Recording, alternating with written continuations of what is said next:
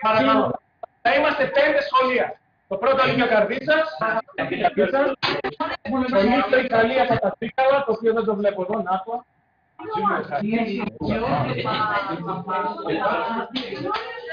Το δεύτερο γυμνάσιο από Πιάτη, δεν το βλέπετε.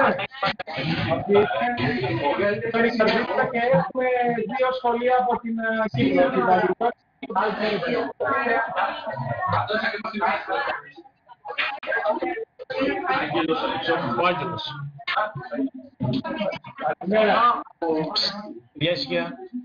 Ο κύριος Αλεξόπουλος είναι ο υπεύθυνος του ΣΕΡ, τον είχα γνωρίσει το καλοκαίρι. Δεν είναι. Ένας πολύ ωραίος νεαρός μικρός, δηλαδή με μπορούσε να γνωρίσει αμέσως, εξαιρετικός και μέστατος. Να περάσω το χέρι και να ακούσω τις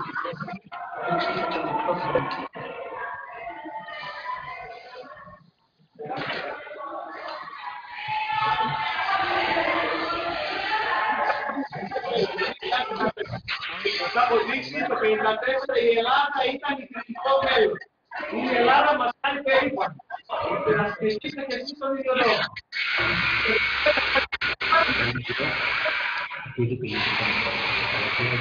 Μας ακούτε από το σώμα. Αυτούς χρειάζεται. Και δημόσιες σχέσεις.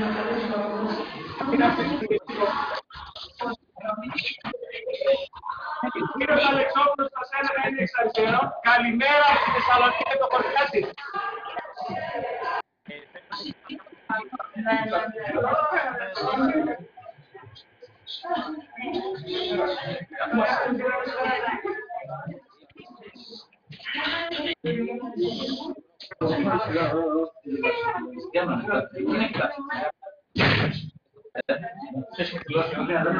Hi everyone, this is Sean calling. Do you hear us?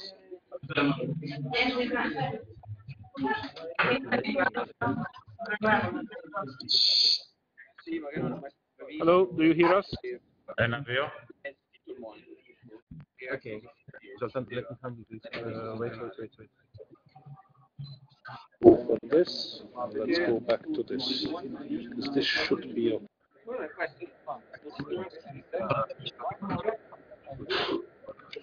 Καλημέρα.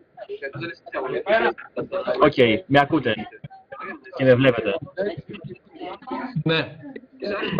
Θέλω πριν ξεκινήσουμε, έχουμε 10 λεπτά προετοιμασία. Θέλω να πάω σε κάθε σχολείο ξεχωριστά. Θέλω όλα τα σχολεία να κάνουν mute τα μικρόφωνα του πρώτα. Και θα πάω στο Δημήτρη, στο Κορτιάτη. Καλημέρα. Οκ. Ναι, σε ακούμε Δημήτρη. Μια πολύ μικρή παρουσίαση θα κάνω για το σχολείο. Είμαστε ένα περιφερειακό σχολείο του Θεσσαλονίκη. Οκ. Δημήτρη, απλά κάνουμε τώρα ένα μικρό τεστ. Να δούμε λίγο αν η εικόνα και ο ήχος είναι σωστά. Εντάξει. Και θα ξεκινήσουμε σε 10 λεπτά, σε 12 ακριβώς, δηλαδή σε 7 λεπτά. Εντάξει. Θέλω όλα τα σχολεία να κάνουν mute Δηλαδή να κλείσουν τα μικρόφωνά τους, αν γίνεται. Εγώ την κάμερα να πάει όπου μιλάει ο καθένας. Όχι. Η κάμερα είναι εντάξει. Όπως θα κατεβάσουν τα παιδιά σιγά σιγά. Όχι. Τεστ κάνουμε, 12 η ώρα ακριβώς. Όλα τα παιδιά Αν με ακούτε σε όλα τα σχολεία, με τους καθηγητές έτσι, που είναι μπροστά, θα ήθελα να κάνετε mute, να κλείσετε όλα τα μικρόφωνα. Νομίζω ότι θα έχετε κλείσει όλα. Θέλω να ανοίξει πρώτα ο Φορτιάτης το μικρόφωνο του. Μόνο.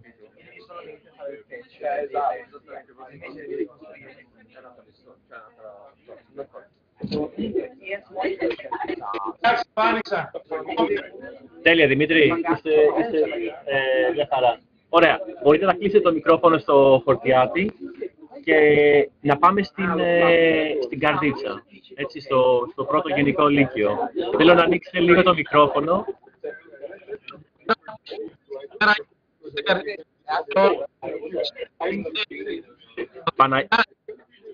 Ναι, Παναγιώτη, ενώ σας βλέπουμε μια χαρά, δεν σας ακούμε. Έχει ένα θέμα λίγο το μικρόφωνο. Για δοκιμάστε πάλι.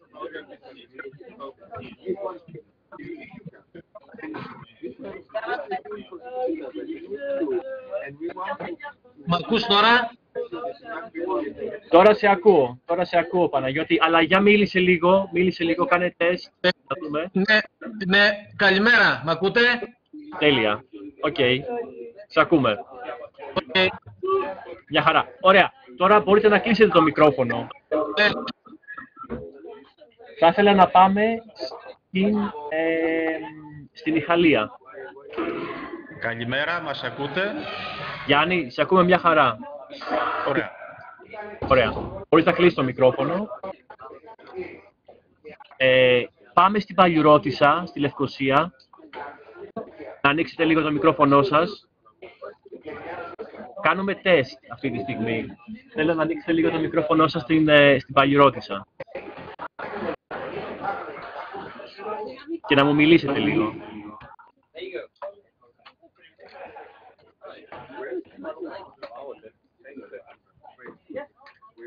Μας ακούει η Παλιουρώτισσα?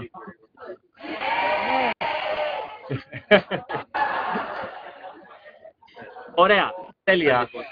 Μπορείτε να κλείσετε το μικρόφωνο στην Παλιουρώτισσα. Ξεκινάμε σε 5 λεπτά. Ευχαριστώ πολύ. Και τέλος, πάμε στο Λύκειο του Αποστόλου Πέτρου και Παύλου στη Λεμεσό.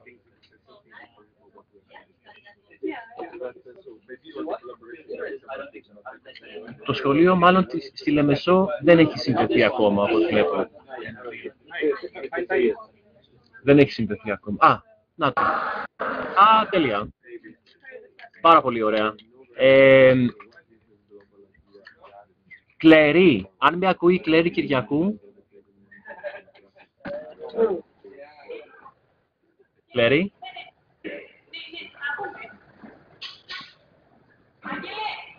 Ναι, καλημέρα Κλέρη. Ωραία. Κάνουμε ένα τεστ, Κλέρη. Αυτή τη στιγμή ξεκινάμε σε 4 λεπτά τη σύνδεση. Θέλουμε να δούμε, σας βλέπουμε μια χαρά. Σας βλέπουμε τέλεια. Θέλουμε να σας ακούσουμε λίγο.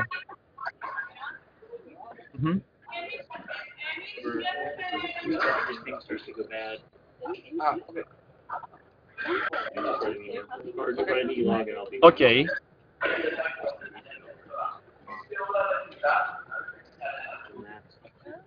Κλέρη, μίλα μου λίγο.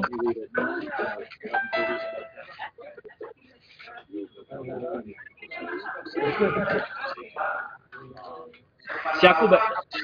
Όχι πολύ καθαρά. Όχι πολύ καθαρά. Τώρα μια χαρά. Θα παρακαλούσα τα υπόλοιπα σχολεία να έχουν τα μικρόφωνά τους κλειστά, αν γίνεται.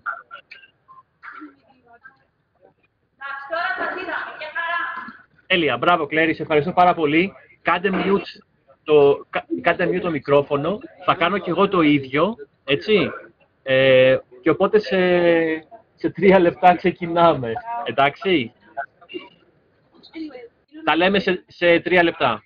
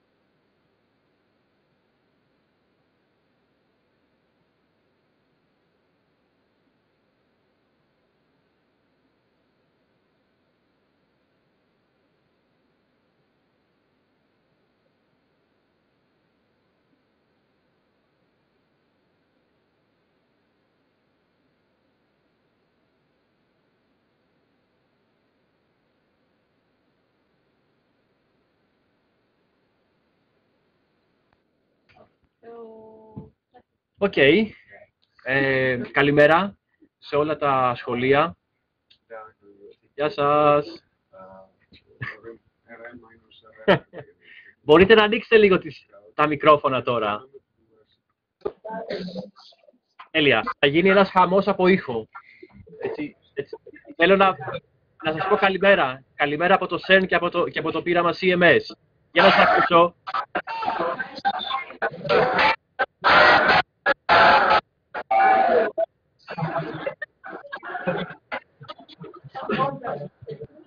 Είναι πάρα πολύ δυνατά. Λοιπόν, καλημέρα.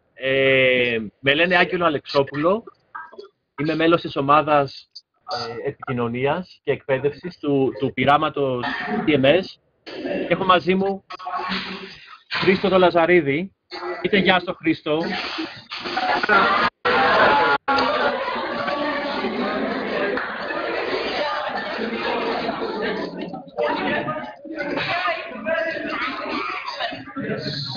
Ωραία.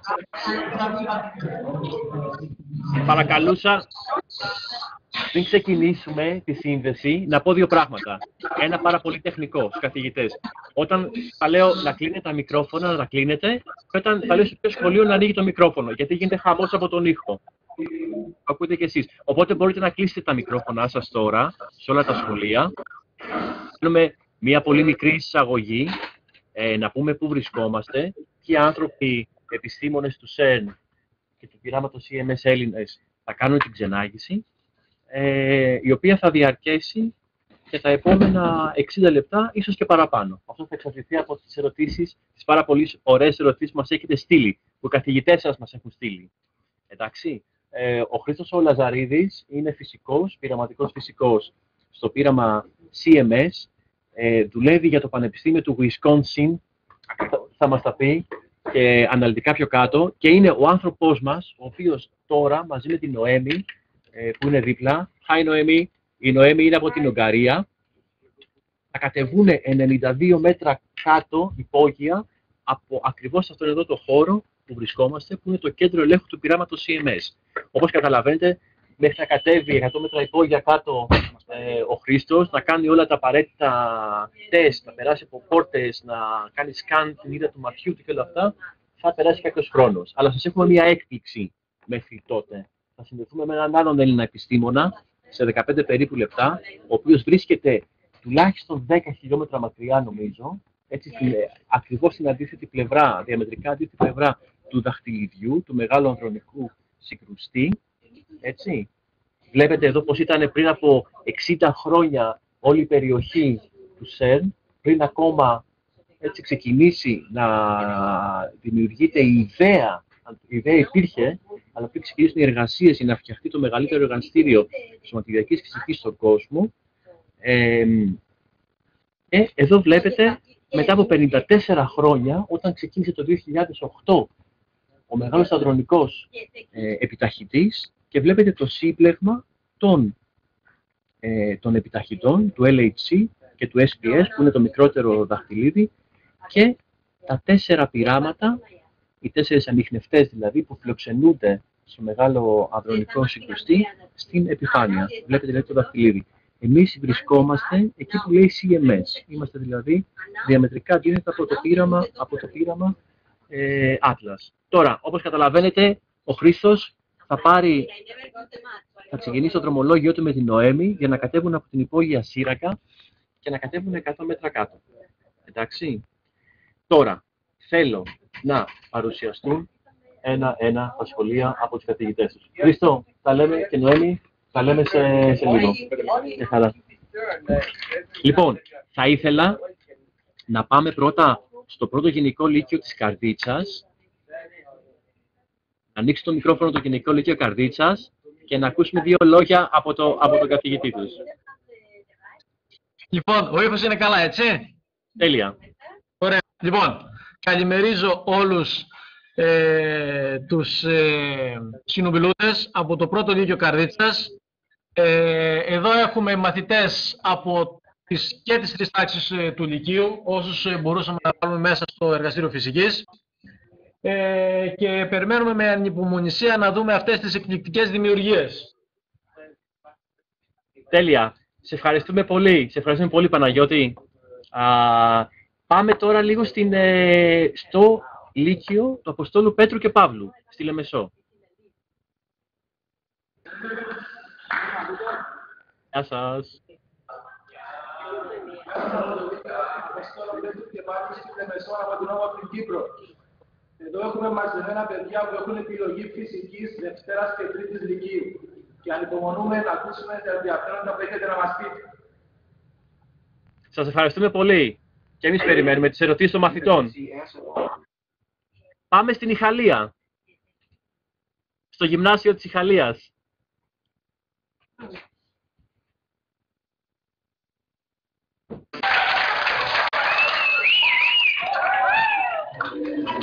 Γεια σου, Γιάννη. Γεια σας από Ιχαλία.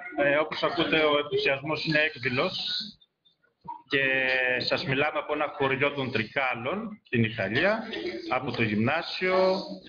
Όπως βλέπετε και εσείς διαπιστώνετε, υπάρχει μεγάλη ανυπομονησία να συνδεθούμε με τον ανιχνευτή που ανακάλυψε το Higgs. Τέλεια. Τέλεια. Σε ευχαριστώ πολύ. Σε ευχαριστώ πολύ, Γιάννη. Πάμε. Ήθελα να πάμε στο Λύκειο της Παλαιριώτισσας, στη Λευκοσία.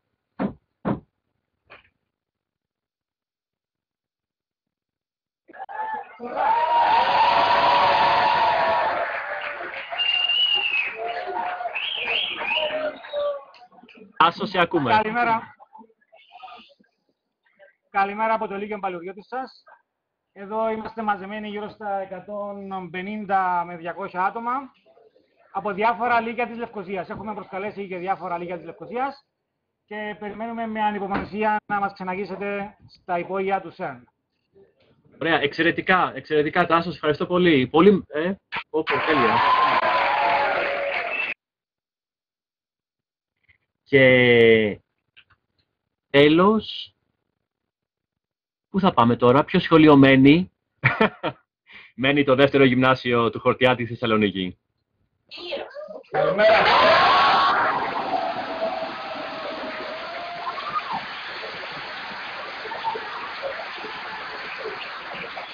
Όπως καταλάβατε, εμείς είμαστε γυμνάσιο μικρά παιδιά, πολύ ενθουσιώδη. Δεν σας κρύβω ότι εγώ προσωπικά έχω περισσότερη αγωνία και θέλω πραγματικά να μεταφέρω ένα μεγάλο ευχαριστώ και το εννοώ, δεν είναι σχήμα λόγου, για αυτό που κάνετε και μας δώσατε την ευκαιρία στα παιδιά τουλάχιστον να παρακολουθήσουμε και στους εκπαιδευτικούς που είμαστε εδώ πέρα. Σας ευχαριστούμε πάρα πολύ.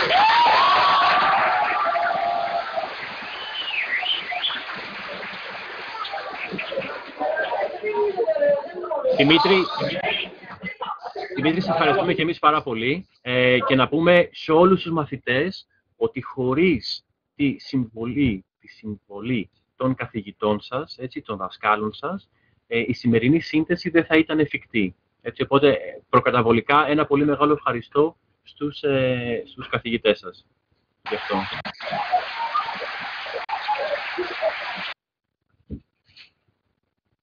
Λοιπόν, τι θα κάνουμε σήμερα? Θα πούμε λίγο πάλι, να πούμε δύο πράγματα σχετικά με το ΣΕΝ. Το ξέρω ότι έχετε προετοιμαστεί, ότι όλα τα σχολεία έχουν προετοιμαστεί, ότι έχουν γίνει παρουσιάσεις από τους καθηγητές σας, ότι έχετε μπει στο ίντερνετ και έχετε δει πράγματα για το ΣΕΝ. Εγώ θα επαναλάβω τους 4 βασικούς στόχους του ΣΕΝ. Το ΣΕΝ είναι το μεγαλύτερο αυτή τη στιγμή εργαστήριο σωματιδιακής φυσικής στον κόσμο. Βρίσκεται στα γαλλοελβετικά σύνορα. Εγώ βρίσκομαι τώρα στο κέντρο ελέγχου του ενός από τα 2 πειράματα, το οποίο ανακάλυψε το σωματίδιο Higgs το καλοκαίρι του 2012.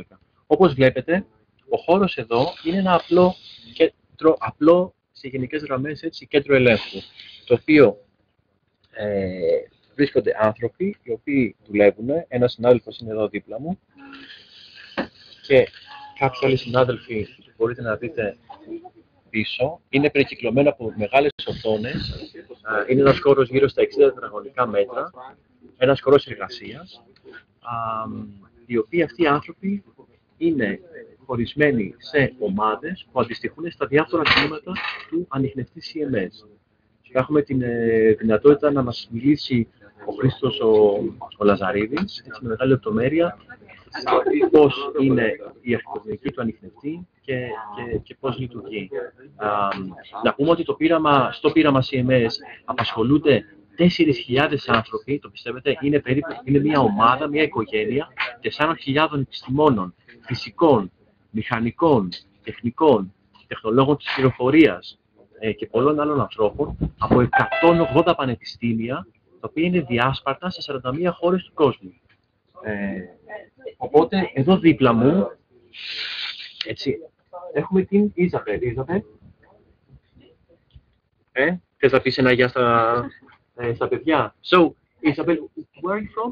I'm from the United States. Oh, okay. I'm a scientist here at CMS. What do? I work at the University of Wisconsin-Madison, and I'm actually working currently on the calorimeter trigger, which is used for data acquisition. So right now we're in the middle of doing some upgrades, so we're doing commissioning and a lot of installation. It's a lot of fun. We get to go downstairs quite a lot. So. Excellent. Yep. Thanks, Isabel. No problem. So, η Isabel εδώ που μας μίλησε, δεν ξέρω αν την ακούσατε, είναι από την Αμερική, από το Πανεπιστήμιο του Wisconsin, είναι συνάδελφος του Χρήστου του Λαζαρίδη, δουλεύουν στην ίδια ομάδα και δουλεύει στην ομάδα του trigger, του σκανδαλιστή δηλαδή, του σημείου του ανιχνευτή, από το οποίο όταν γίνονται οι συγκρούσεις, εκατομμύρια συγκρούσεις πρωτονίων το δευτερόλεπτο, η ομάδα της Isabel είναι αυτή η οποία παίρνει τα δεδομένα φυσικής. Και οπότε τώρα δουλεύουν έτσι πολύ έντονα και πολύ σκληρά, γιατί κάνουν τεστ για την παραγωγή δεδομένων, η οποία θα ξεκινήσει την ερχόμενη άνοιξη, όταν και τα 4 πειράματα του Μεγάλου Αδρομικού Συγκρουστή θα ξεκινήσουν πάλι να λαμβάνουν δεδομένα σε πολύ πιο υψηλές ενέργειες από τον LHC. Και νομίζω ότι ο άνθρωπος ο οποίος θα μας μιλήσει τώρα για τον Μεγάλο Αδρομικό Επιταχυτή είναι ο Αντώνης ο Αγαπητός, ο οποίος βρίσκεται στη μονάδα των υπεραγώγιμων μαγνητών, 10 χιλιόμετρα από την περιοχή που βρίσκομαι εδώ, από το CMS. Βρίσκεται πολύ κοντά δηλαδή στο κεντρικό site του ΣΕΝ στο Μεϊράν. Αντώνη, καλημέρα. Αντώνη, δεν σε ακούμε. Θα κάνω λίγο. Ναι.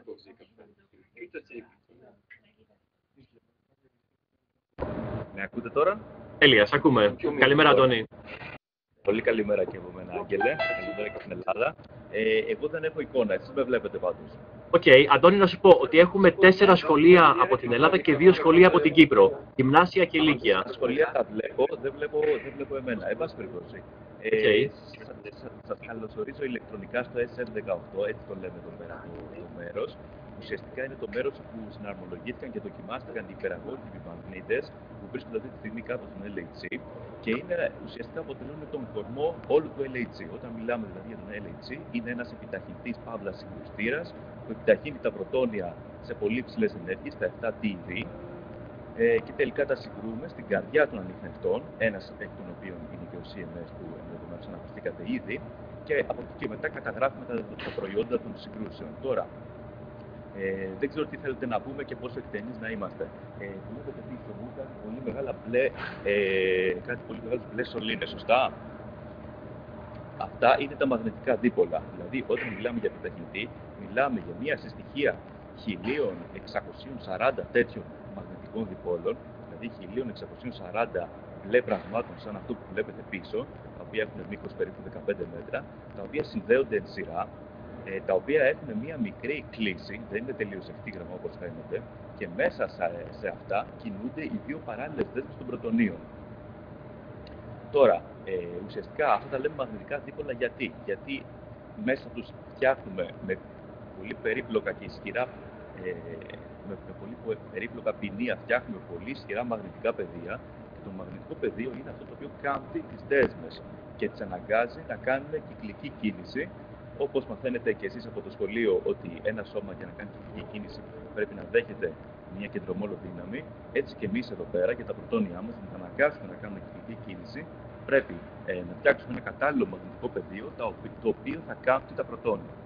Οπότε ουσιαστικά όταν μιλάμε για ένα επιταχυντή, μιλάμε για μια συστοιχεία 1640 περίπου τέτοιων πραγμάτων, σαν αυτό που βλέπετε πίσω. Δεν ξέρω αν η εικόνα είναι καλή, δεν έχω την εικόνα μου, έχω την δικιά σας μόνο.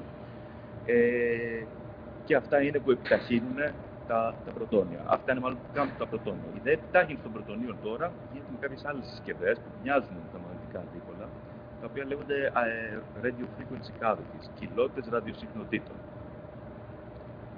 Ο Άγγελος νομίζω σας δείχνει και κάποιες εικόνες τώρα για τον LHC. Θες να πάμε στην προηγούμενη εικόνα, Άγγελε?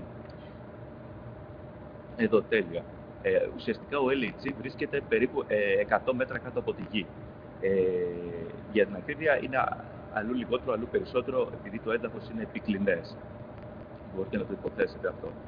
Και ουσιαστικά είναι δύο παράλληλες σωλήνες, όπου διασταυρώνονται σε 4 σημεία. Διασταυρώνονται, φανταστείτε, ένα χ με πολύ μικρές γωνίες, ώστε σε αυτά τα σημεία που κάνουν τα χ αυτά, τα πρωτόνια συγκρούονται μεταξύ τους και εκεί πέρα που έχουμε χτίσει τους τεράστιους ανιχνευτές για να ανιχνεύσουν τα προϊόντα της σύγκρουσης. Άγγελε, δεν ξέρω, θες να μπω σε περισσότερες λεπτομέρειες, θες να με κατευθύνεις με ερωτήσεις?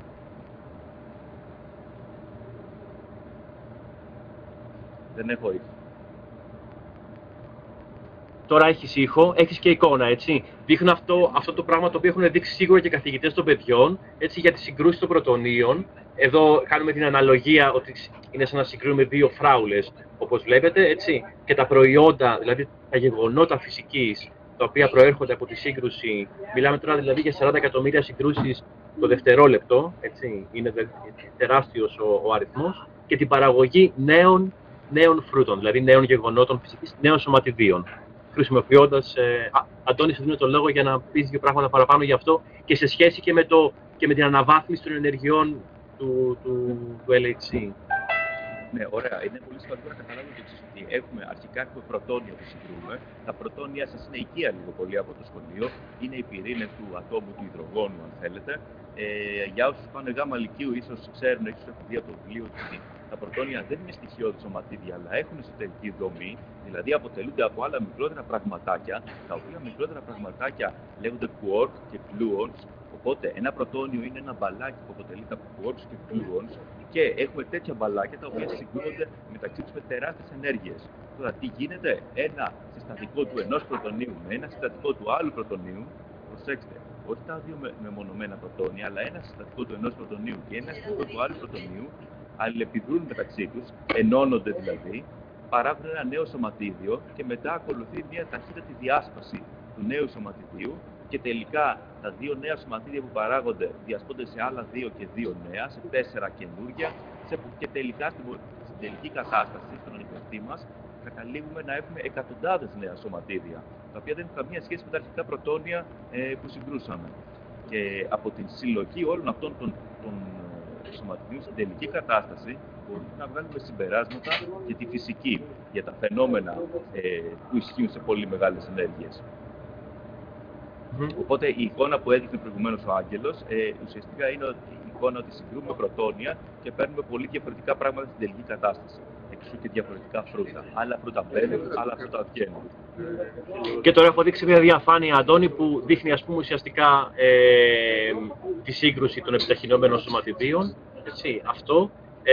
Τώρα τα σωματίδια, παιδιά, στον LHC από την εκκίνησή του μέχρι και το 2012, δηλαδή και λίγο μετά την ανακάλυψη του σωματιδίου Higgs, συγκρούονταν με κέντρο μάζας 7 τέρα electron volt. Έτσι. Τώρα, το 2013 και το 2014, περίπου δηλαδή για 1,5 με 2 χρόνια, σταμάτησε η σύγκρουση σωματιδίων και στα 4 πειράματα και στο πείραμα CMS, γιατί έπρεπε να γίνει η αναβάθμιση των ενεργειών στον LHC και επίσης και η αναβάθμιση των ανιχνευτικών συστημάτων στα πειράματα, και θα φτάσουμε στο διάστημα 2015 έως 2018 να συγκρούμε πρωτόνια σε σχεδόν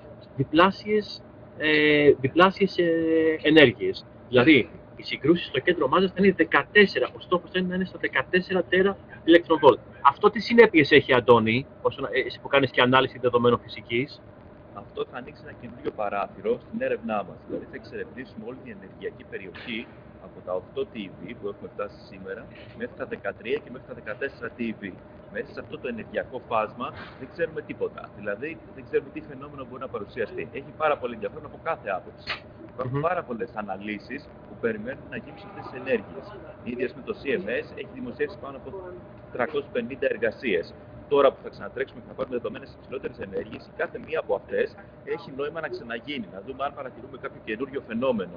Να δούμε αν κάποια από τα προβλεπόμενα σωματίδια όντως εμφανίζεται. Και είναι πολλά, δεν είναι ένα από τα προβλεπόμενα σωματίδια. Χαρακτηριστικά λέω μόνο την υπερσυμμετρία προβλέπει πάρα πολλά νέα σωματίδια. Και περιμένουμε να τα δούμε, θα έλεγε κανείς, κάποιος αισιόδοξος, περιμένουμε να τα δούμε από στιγμή σε στιγμή. Περιμέναμε να τα δούμε στις ενέργειες που φτάσαμε, δηλαδή μέχρι τα 8 TV, δεν τα είδαμε, και τώρα περιμένουμε να τα δούμε σε αμέσως υψηλότερες ενέργειες. Θα είναι μια πολύ μεγάλη στιγμή για τη φυσική, άμα δούμε νέα σωματίδια όπως τα υπερσυμμετρικά σωματίδια. Σε κάθε περίπτωση, δηλαδή, έχει ενδιαφέρον αυτό που κάνουμε, θα δούμε νέα φαινόμενα, θα εξερευνήσουμε μια νέα ενεργειακή περιοχή. Αντώνη, δείχνω τώρα μια διαφάνεια ενός μηχανικού, ο οποίος κάνει κάποια τεστ έτσι, σε έναν από τους τεράστιους διπολικούς μαγνήτες του LHC. Ο Αντώνης, παιδιά, βρίσκεται ακριβώς σε αυτή τη μονάδα. Σε αυτή τη μονάδα, δηλαδή, που βλέπετε πίσω ένα μαγνήτη, ο οποίος έχει μπει ήδη στη διαδικασία για να κάνει τεστ. Δεν ξέρω, Αντώνη, αν μπορείς να πας σε ένα σημείο λίγο πιο κοντά. Νομίζω ότι είμαστε OK εδώ, αλλά θέλω να εξηγήσεις κάτι στα παιδιά. Ναι. Είναι όντως η πιο κρύα περιοχή του διαστήματος μας, αυτό που γίνεται στον LHC, γιατί το κάνει τόσο κρύο στο SM18, δεν βλέπω να φοράς κάτι πολύ ζεστό. Και τι εννοούμε όταν λέμε ότι είναι η πιο κρύα περιοχή του διαστήματος, για ποιο λόγο έχουμε αυτές τις συνθήκες? Λοιπόν, να εστιάσουμε στην εικόνα που βλέπουμε. Η εικόνα που βλέπουμε και που μας δείχνεις είναι όντως τα μαγνητικά δίπολα που έχω πίσω μου και συγκεκριμένα μια σύνδεση δύο μαγνητικών διπόλων. Τώρα, για να λειτουργήσουν αυτά τα μαγνητικά δίπολα, χρειαζόμαστε πολύ μεγάλα ρεύματα. Χρειαζόμαστε 12.500 αμπέρ να έχουμε στα ποινία μας για να φτιάξουμε τα μαγνητικά πεδία. Αυτό γίνεται μόνο αν αξιοποιήσουμε το φαινόμενο της υπεραγωγημότητας, Άγγελε και αγαπητοί μαθητές. Το φαινόμενο της υπεραγωγημότητας είναι πάρα πολύ σημαντικό φαινόμενο που μας επιτρέπει τη μεταφορά του ρεύματος χωρίς απώλειες ενέργειας. Και κακή μας τύχη όμως, το φαινόμενο της υπεραγωγημότητας αναπτύσσεται σε κατάλληλα υλικά μόνο αν ψυχθούν κάτω από πολύ χαμηλές θερμοκρασίες. Και τώρα έρχομαι στην απάντησή σου, Άγγελε. Όντως, οι μαγνήτες του LHC πρέπει να ψυχθούν, δηλαδή όλη αυτή η συσκευή που βλέπετε και τα 27 χιλιόμετρα των μαγνητικών διπόλων πρέπει να ψυχθούν στους μείον 271 βαθμούς Κελσίου. Είναι πάρα πολύ κοντά στο απόλυτο 0. Είναι μόλις 1,9 βαθμοί πάνω από το απόλυτο 0. Οπότε πρέπει να τους ψήξουμε τους μαγνήτες σε αυτή τη θερμοκρασία, ώστε να μπορέσουμε να αξιοποιήσουμε το φαινόμενο της υπεραγωγημότητας και να μεταφέρουμε το ρεύμα χωρίς απώλειες για να κάνουμε τη δουλειά μας. Ποια είναι η δουλειά μας? Να αναπτύξουμε μεγάλα μαγνητικά πεδία. Και έρχομαι και τελικά απαντάω στο ερώτημά σου. Ναι, είναι ένα από τα πιο κρύα μέρη του σύμπαντος, δεδομένου ότι αναπτύσσουμε εξαιρετικά χαμηλές θερμοκρασίες για να ψήξουμε τα δίπολα. Σε ευχαριστώ πολύ. Τέλεια. Αντώνη, μείνε μαζί μας όμως. Δεν ξέρω αν έχεις δουλειά και πρέπει να φύγεις. Θα μείνω μαζί σας και θα είμαι mute. Ωραία, σε ευχαριστούμε πολύ. Γιατί πρέπει να μπαίνεις όταν μπούμε και ειδικά στο κομμάτι των ερωτήσεων των μαθητών. Ο Αντώνης ήταν εξαιρετικά χρήσιμος στο κομμάτι αυτό. Λοιπόν, ήδη ο Χρήστος ο Λαζαρίδης με την Νοέμη έχουν κατέβει κάτω στον ανιχνευτή, παιδιά, και βλέπουμε την κάμερα. Χριστό, ο λόγος είναι σε σένα.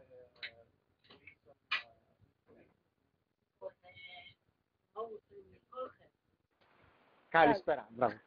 Καλησπέρα και από εμάς. Καταρχήν, Άγγελε, να σε ρωτήσω πώς είναι. Έλα. Ακουγόμαστε καλά? Μια χαρά. Εγώ τουλάχιστον σας ακούω μια χαρά. Νομίζω και τα σχολεία σας ακούω μια χαρά. Ωραία, σας ευχαριστώ. Λοιπόν, αφού μας πήρε λοιπόν περίπου ένα δεκάλεπτο να περάσουμε από όλες τις πόρτες και τους ελέγχους τέλος πάντων, κατεβήκαμε 94 μέτρα κάτω από την επιφάνεια της γης και αυτή τη στιγμή βρισκόμαστε πίσω μου ακριβώς, μπορείτε να δείτε τον ανιχνευτή EMS. Έτσι. Λοιπόν, τόση ώρα μιλούσατε για επιτάχυνση με τον Αντώνη. πώς καταφέρνουμε και δημιουργούμε τις δέσμες των σωματιδίων μας με αυτούς τους τεράστιους μαγνήτες, οι οποίοι απαρτίζουν τον επιταχυντή LHC. Εδώ τώρα θα μιλήσουμε για ανίχνευση. Τι κάνουμε δηλαδή με αυτές τις δέσμες εν τέλει που δημιουργούμε. Έτσι. Αναφέρατε και εσύ με την πολύ ωραία διαφάνεια που έδειξες νωρίτερα ότι κάνουμε συγκρούσεις και μέσα από αυτές εδώ τις συγκρούσεις βγαίνουν διάφορα αντικείμενα. Αυτά ακριβώς τα αντικείμενα προσπαθούμε λοιπόν εμείς να δούμε με τους ανιχνευτές μας. Και για να το βλέπετε λίγο καλύτερα, δεν χρειάζεται να βλέπετε εμένα, αλλά είναι πιο ενδιαφέρον νομίζω να βλέπετε τον ίδιο τον ανιχνευτή. Λοιπόν, αυτή τη στιγμή λοιπόν από κάτω μας ακριβώς έχουμε τον ανιχνευτή CMS, ο οποίος βρίσκεται σε φάση σχεδόν κλεισίματος. Έτσι. Μετά από 2 χρόνια επισκευών και διαφόρων αναβαθμίσεων, πλέον είμαστε στη φάση που σιγά σιγά τον κλείνουμε για να δεχτούμε και να μελετήσουμε τις δέσμες που μας ετοιμάζει ο επιταχυντής LHC. Τώρα, τι βλέπουμε αυτή τη στιγμή μπροστά μας, έτσι. Αυτό το γιγάντιο κατασκεύασμα που έχουμε, αυτό που ονομάζουμε εμείς ανιχνευτή, απαρτίζεται από διάφορα υποσυστήματα, από διάφορες μικρότερες διατάξεις, οι οποίες βρίσκονται, φανταστείτε μια διάταξη ενός, σαν κρεμμύδι είναι, έτσι, όπου στο κέντρο του κρεμμυδιού έχουμε το κέντρο στο οποίο συγκρούονται οι δέσμες μας, το σημείο στο οποίο συγκρούονται οι δέσμες μας και τα διάφορα επίπεδα από μέσα προς τα έξω τοποθετούμε διάφορους υποανιχνευτές, διάφορα υποσυστήματα τα οποία συλλέγουν κάποια κομμάτια αυτής της πληροφορίας η οποία βγαίνει από τα παραγόμενα σωματίδια και μας βοηθούν με αυτόν τον τρόπο να ανασυνθέσουμε το αρχικό γεγονός. Τι συνέβη μέσα σε μια σύγκρουση. Έτσι. Βλέπουμε, εδώ πέρα να δείξω, δεν ξέρω κατά πόσο φαίνεται, βλέπουμε εδώ πέρα, δείχνω με το δάχτυλό μου, αυτός εδώ είναι ο σωλήνας από τον οποίο έρχονται τα πρωτόνια. Έτσι, οι 2 δέσμες σωματιδίων. Και λίγο πιο δεξιά, τώρα δεν φαίνεται βέβαια, αλλά λίγο πιο αριστερά μάλλον, λίγο πιο αριστερά εδώ μέσα, είναι το σημείο στο οποίο γίνονται οι συγκρούσεις.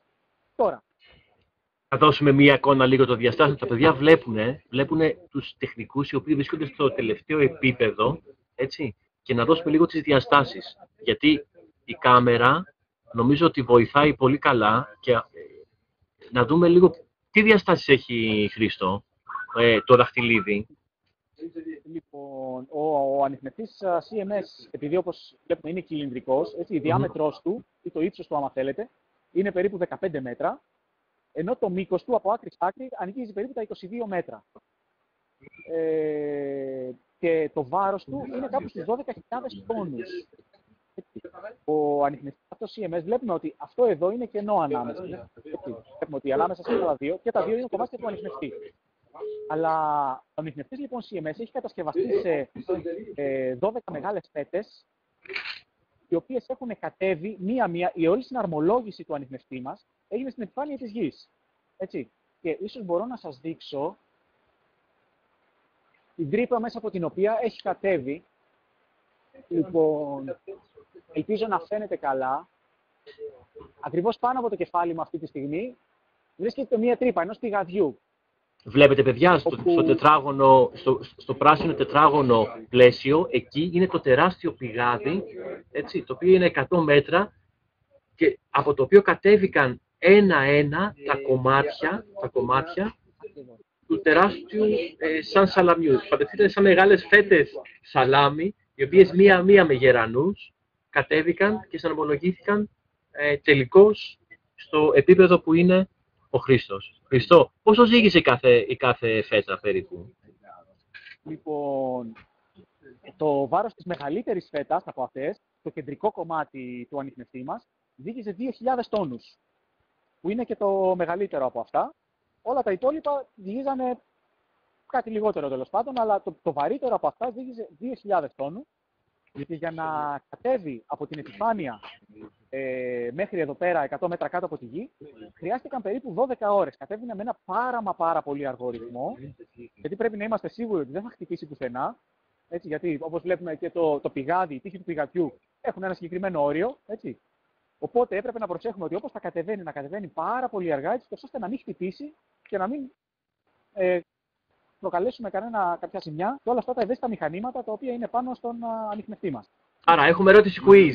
Έχουμε 100 μέτρα βάθος και κατέβηκε η φέτα σε 12 ώρες. Πρέπει να μας πούνε οι μαθητές του Γυμνασίου της Ιχαλίας την ταχύτητα με την οποία κατέβηκε η μεγαλύτερη φέτα του ανιχνευτή CMS που ζύγιζε 2.000 τόνους. Είναι ερώτηση η οποία πρέπει να απαντηθεί έως το τέλος της διαδικτυακής σύνδεσης. Υπολογισμός της ταχύτητας με την οποία κατέβηκε από τον τεράστιο κίτρινο γερανό που βρισκόταν στην επιφάνεια η φέτα που ζύγισε 2.000 τόνους. Σας ευχαριστώ πολύ. Συνεχίζουμε, Χρήστο. Ωραία, έχει τέτοια quiz να βάζουμε, μου αρέσει.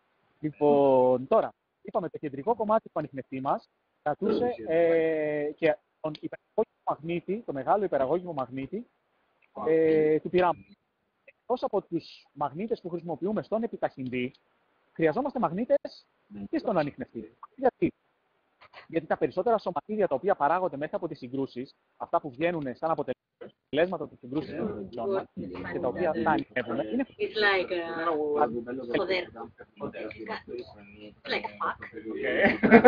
Χρήστο, σε χάσαμε λίγο στον ήχο.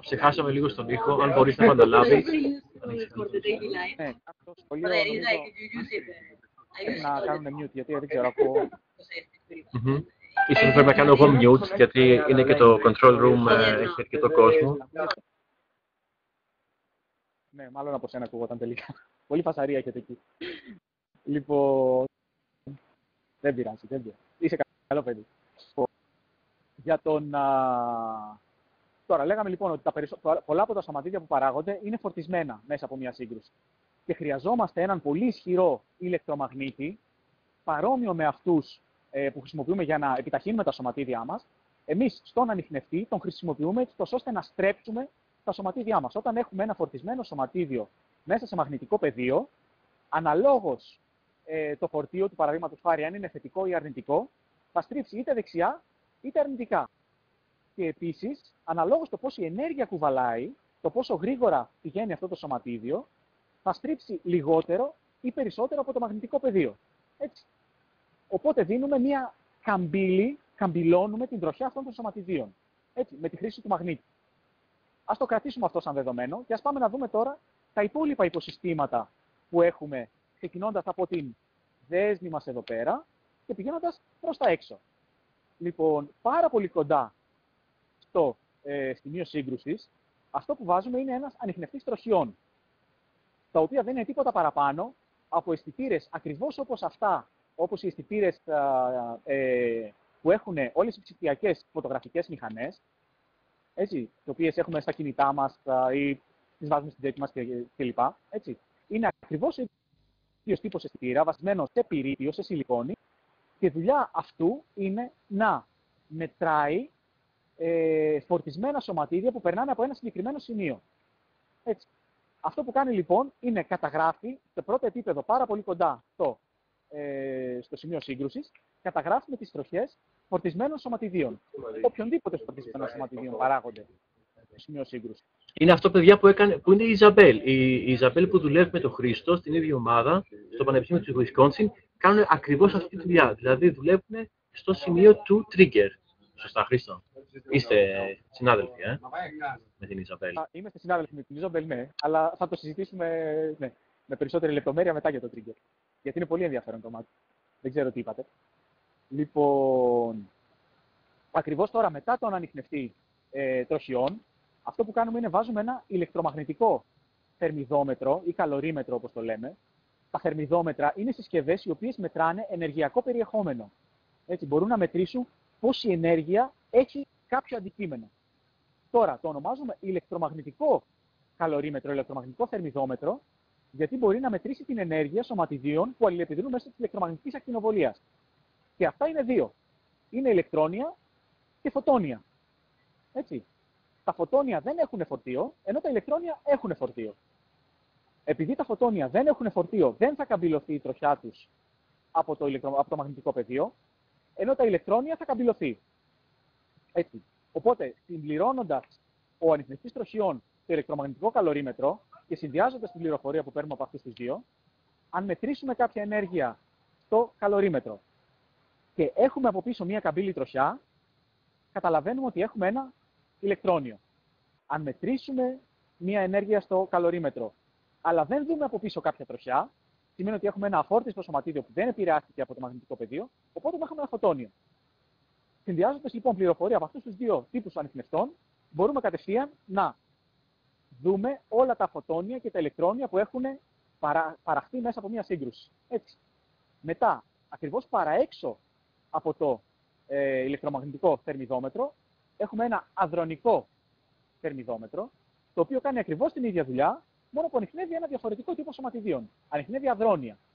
Τα αδρόνια είναι σωματίδια, συγγνώμη, όχι μόνο φορτισμένα, είναι φορτισμένα και αφόρτιστα σωματίδια, τα οποία απαρτίζονται από quarks.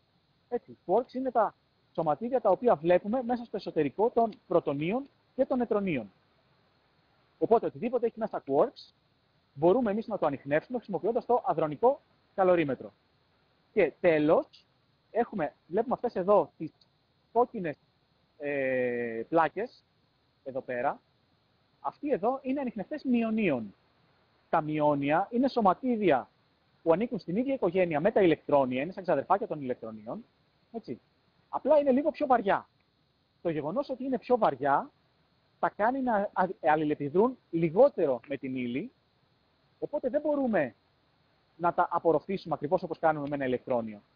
Αλλά αυτό που κάνουμε είναι, συλλέγουμε με τη βοήθεια αυτών εδώ των ανιχνευτών, συλλέγουμε περισσότερα σημεία της τροχιάς τους, κάνουμε δειγματοληψία, άμα θέλετε, σε περισσότερα σημεία της τροχιάς τους, η οποία ακριβώς επειδή είναι φορτισμένα σωματίδια, καμπυλώνεται, και μέσω της καμπυλότητας της τροχιάς μπορούμε να καταλάβουμε την ενέργεια των σωματιδίων. Όπως παραδείγματος χάρη στην εικόνα που δείχνει πάρα πολύ ωραία ο Άγγελος εδώ αυτή τη στιγμή. Έτσι.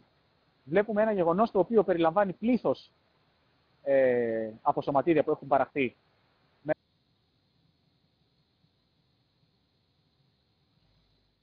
Αυτές εδώ οι τροχές που εμείς βλέπουμε είναι τροχές τις οποίες έχουμε συλλέξει με τη βοήθεια όλων αυτών των.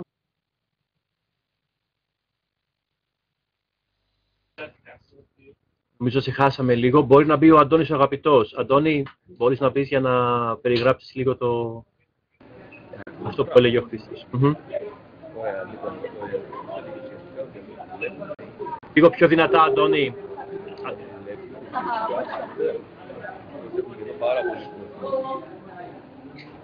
Έχουν μπει επισκέπτες, παιδιά, στο κτίριο. Αντώνη, σε ακούμε. Αν βάλεις το μικρόφωνο κοντά, μπορούμε να σε ακούμε καλύτερα, νομίζω. Λοιπόν, λέω ότι αυτό που βλέπουμε είναι ουσιαστικά ένα γεγονός. Ένα γεγονός σύγκρουσης δύο πρωτονίων. Βλέπουμε κάτι κοινά πράγματα, ένα κοινό σπαγκέτι, θα λέγανε οι μαθητές. Αυτό το σπαγκέτι, αυτές οι γραμμούλες, ουσιαστικά αντιστοιχούν σε κάθε ένα από τα παραγόμενα νέα σωματίδια. Είναι η διαδρομή που ακολουθεί κάθε νέο σωματίδιο που γεννήθηκε στην καρδιά του CMS. Και μεταξύ αυτών μπορούμε να ξεχωρίσουμε δύο κόκκινες γραμμές. Δύο έντονες κόκκινες γραμμές. Δεν είναι τα οποία ουσιαστικά νομίζω πρέπει να έχουν μισή οδιά τι είναι. Είναι δύο φωτόνια, δύο back-to-back φωτόνια όπως λέμε, τα οποία πρέπει να έχουν χύξει. Δηλαδή είναι ο τρόπος που βλέπουμε ένα γεγονός και ο τρόπος που βλέπουμε παράγουμε ένα νέο σωματίδιο. Για την ακρίβεια, έχουμε πάρα πολλά τέτοια ίδιους γεγονότα.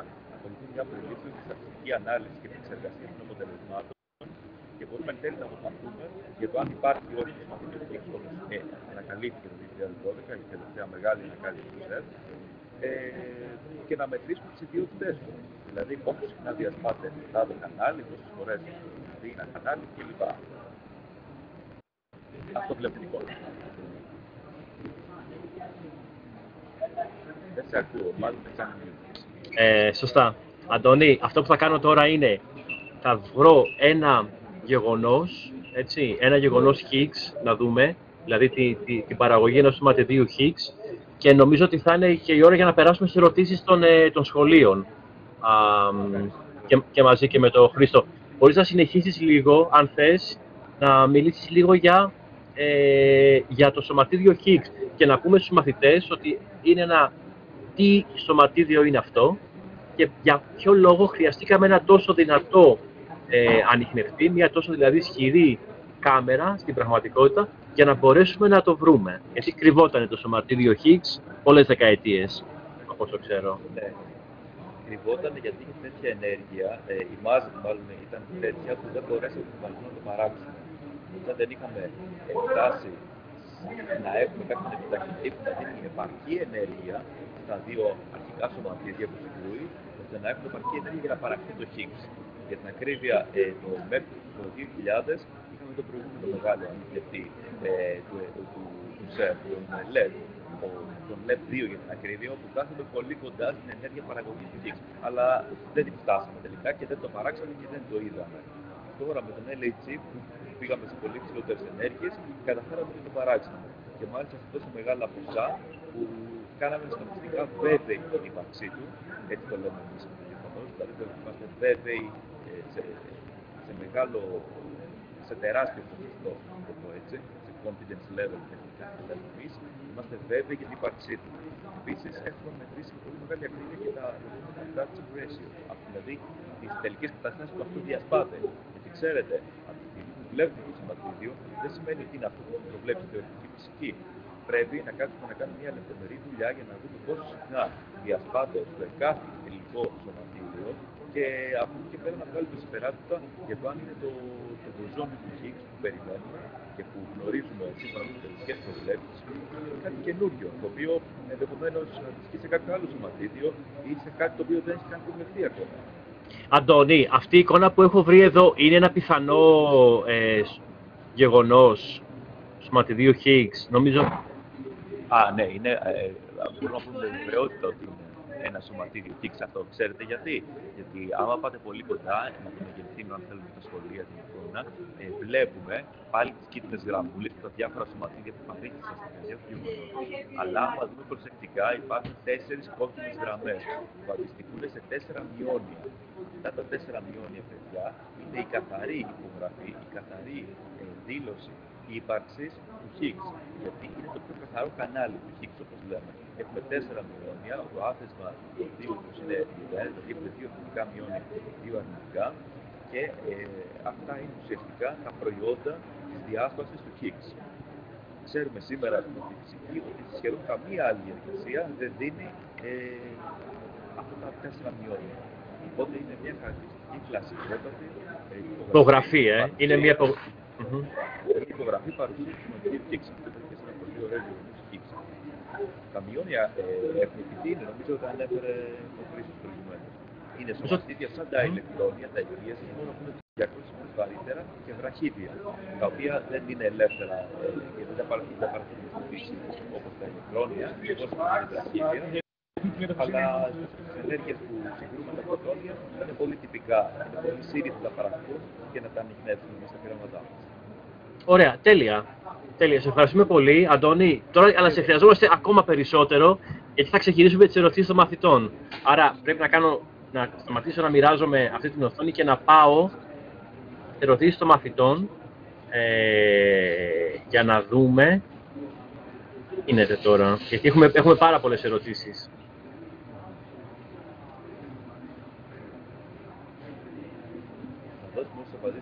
Κάποιες από τις ερωτήσεις αυτές έχω την αίσθηση και μπορεί να με διορθώσουν και οι καθηγητές σας των σχολείων, έχουν κάπως απαντηθεί. Θα θέλω όμως, έκανε μια πολύ καλή η Ειρήνη Κιάκου από το Γυμνάσιο της Ιχαλίας. Έκανε όχι μία ερώτηση, Αντώνη, αλλά 10, το πιστεύεις. 10 ερωτήσεις μας έκανε η Ειρήνη Κιάκου. Οπότε και όλες αυτές οι ερωτήσεις, νομίζω, αφορούν κάποια θέματα περισσότερο με την ασφάλεια. Γιατί είδαμε τον Χρήστο να φοράει κράνος, να είναι κάτω στον ανιχνευτή και ρωτάει, για παράδειγμα, η Ειρήνη. Μπορεί, λέει, κάποιος δυνατός σεισμός να επηρεάσει τον μεγάλο ανδρονικό συγκρουστή? Για πες μας, Ειρήνη. Γεια σου, Ειρήνη. Ειρήνη, για πες μας μία από τις ερωτήσεις στον Αντώνη. Για ρώτα τον κάτι. Από τις ερωτήσεις που είχες γράψει. Γιατί εγώ επέλεξα μία από τις 10. πες, αν κοπεί ο σωλήνας κάπου, τι καταστροφή μπορεί να γίνει. Αν κοπεί ο σωλήνας κάπου, τι καταστροφή μπορεί να γίνει? Καμία καταστροφή δεν θα γίνει. Για την ακρίβεια θα γίνει καταστροφή μόνο του πειράματός μας. Ας υποθέσουμε ότι τρέχει το πείραμά μας, δηλαδή μέσα στις δεύτερες μικροφρόνια και πάμε και στο σωλήνα που βλέπετε από πίσω, που είναι επιταχυντής. Αντίστοιχα να το κόψουμε, τι θα γίνει? Φανταστείτε ότι ο σωλήνας μέσα, οι δύο σωλήνες παράλληλοι, έχουν κενό όταν γίνεται το πείραμα. Οπότε με το κόβεις, βιαίως θα μπει αέρας μέσα. Οπότε θα υπάρξει μια βίαιη ζωή αέρα. Κάτι άλλο που θα γίνει είναι ότι αυτοί οι μαγνήτες, όλος ο επιταχυντής, ψύχεται με υγρά ψήξης, συγκεκριμένα με υγρό ήλιο. Οπότε με το που τον κόψεις ή που τον σπάσεις, το υγρό ήλιο θα χυθεί έξω. Επειδή το υγρό ήλιο θα είναι εξαιρετικά χαμηλή θερμοκρασία, είπαμε μείον 271 βαθμούς Κελσίου, τότε θα υπάρξει πολύ βίαιη μεταβραχμότητες από το περιβάλλον στο υγρό υλικό. Οπότε ουσιαστικά όλος ο επιταχυντής θα έχει υγρό ήλιο, θα παγώσει και πιθανώς θα θρηματιστεί. Όλος, όχι όλος, ενδεχομένως τα κομμάτια του θα βρίσκονται πιο κοντά στο σημείο τομής. Θα υπάρξει ο επιταχυντής μας θα καταστραφεί τοπικά, δηλαδή τα δύο μαγνητικά δίπολα ή κάποια μαγνητικά δίπολα αριστερά και κάποια δεξιά στο σημείο κοπής ή τομής ή καταστροφής, όντως θα πάθουν πολύ σοβαρές ζημιές. Ο υπόλοιπος επιταχυντής απλά θα πρέπει να καθαριστεί, να ξανασυντονιστεί, γιατί θα υπάρξει βίαιη όθηση των δύο διπόλων. Οι σωλήνες δεν θα έχουν γεμίσει σκόνη αν κοπεί ή σπάσει, οπότε ουσιαστικά θα έχουμε μια βλάβη και ένα πρόβλημα, αλλά αυτό ξέρεις δεν θα επηρεάσει εμάς που βρισκόμαστε στην επιφάνεια. Εμείς δεν θα καταλάβουμε τίποτα. Δεν θα γίνει καμία έκρηξη, κανένα βίαιο γεγονός, δεν θα γίνει τίποτα. Θα γίνει μια μικρή κλίμακα καταστροφή, η οποία δεν είναι πολύ σημαντική για μας, γιατί θα μας πάει πίσω πάρα πολλές μήνες δουλειάς. Και επίσης θα μας πάει πίσω και σε αυτό. Και η Ειρήνη, έκανες μια πολύ καλή ερώτηση. Λες γιατί δεν το φτιάξανε στην επιφάνεια το δαχτυλίδι? Είδες την πρώτη φωτογραφία που στείλαμε που ήταν χωράφια? Εδώ είναι κάπως σαν τον Θεσσαλικό κάμπο. Δηλαδή η περιοχή που είναι στην Ελβετία είναι γεμάτη με εκτάσεις, με γεωργικές εκτάσεις που περικρίνεται από βουνά. Οπότε αποφάσισαν να το κάνουν στο υπέδαφος. Γιατί οι άνθρωποι είχαν καλλιέργειες, είχαν σπίτια, είναι διάφορα χωριά γύρω-γύρω. Οπότε ένας βασικός λόγος ήταν να μην μπουν στη διαδικασία να διώξουν κάποιο κόσμο από τα σπίτια ή να απαλωτριώσουν γεωργικές εκτάσεις, και αποφάσισαν να το κάνουν στο υπέδαφος. Οπότε κανένας δεν θα έχει πρόβλημα, εκτός φυσικά από τους ανθρώπους που αναγκάζονται να παίρνουν το ασανσέρ και να πηγαίνουν 100 μέτρα υπόγεια και να δουλεύουν. Στην πραγματικότητα δηλαδή δεν υπάρχει κανένας λόγος ανησυχίας. Ευχαριστούμε πάρα πολύ, Ειρήνη, για τις ερωτήσεις σου που έκανες για την ασφάλεια. Μην ανησυχείς, όλα λειτουργούν πολύ καλά. Υπάρχει μεγάλη ασφάλεια, κανείς δεν παθαίνει κάτι. Είναι πιο πιθανό να πάθω εγώ τη μέση μου που κάθομαι στον υπολογιστή και δουλεύω, αν δεν κάθομαι σωστά στην καρέκλα, από το να πάθει κάτι ο Αντώνης που είναι στη μονάδα των υπεραγώγημων μαγνητών, στο SM18. Ευχαριστούμε πολύ. Θέλω να πάμε τώρα σε μία ερώτηση που είναι λίγο πιο υψηλού επίπεδου, γιατί έχει έρθει από το Λύκειο, από το Λύκειο Αποστόλου Πάτρου και Πέτρου, τους οποίους δεν τους βλέπω στη σύνδεση όμως. Τους βλέπω. Είναι συνδεδεμένοι. Και έχει γίνει μία ερώτηση από το Λύκειο Αποστόλου Πέτρου και Παύλου που αφορά τον Αντώνη, τον αγαπητό. Λέει, γιατί ενώ η θεωρία μας έλεγε για την ύπαρξη του μποζονίου Higgs εδώ και πολλά χρόνια, μόλις πρόσφατα ανακαλύφθηκε στο πείραμα CMS και στο πείραμα Atlas? Για ποιο λόγο καθυστέρησε τόσο πολύ? Ουσιαστικά το απαντήσαμε στο ερώτημα. Το είπαμε. Καταφέραμε δηλαδή με τη χρήση του. Και η άλλη μισή, Αντώνη. Διότι η άλλη μισή απάντηση είναι ότι αυτό το γεγονός το συνειδητή Higgs παράγεται εξαιρετικά σπάνια. Οπότε χρειαζόμαστε πολύ μεγάλες ενέργειες και πολύ μεγάλες φωτεινότητες στους δέσμους, δηλαδή πολύ πυκνή δέσμη. Χρειαζόμαστε τεράστιο όγκο δεδομένων για να μπορέσουμε να διαλέξουμε το 1 στο δισεκατομμύριο περίπου που αντιστοιχεί στο σωματίδιο Higgs. Γιατί όλα τα υπόλοιπα δισεκατομμύρια γεγονότα δεν είναι Higgs. Είναι τυπικά γνωστά γεγονότα απλής σχέτασης ή απλής διάστασης γυάλης βιοπρωτονίων. Δηλαδή με το πολύ ενδιαφέρον ενδιάμεσο σωματίδιο που το λέμε μποζόνιο Higgs. Οπότε δύο είναι οι λόγοι. Δεν έχουμε φτάσει την ενέργεια και δεν είχαμε και την επαρκή στατιστική για να το δούμε. τα οποία προβλήματα ξεπεράσουν με την ελίτσα. Αγγελικά νέα μute και σε ακούμε. Θέλω να πάμε λίγο ζωντανά στην Παγιουρώτισσα, στο Λύκειο Παγιουρώτισσας και να πάρουμε μία ερώτηση από κάποιον από τους συμμετέχοντες. Από έναν μαθητή, από έναν από μαθητή θα θέλαμε ιδανικά, αν γίνεται. Κάποιος, γίνεται.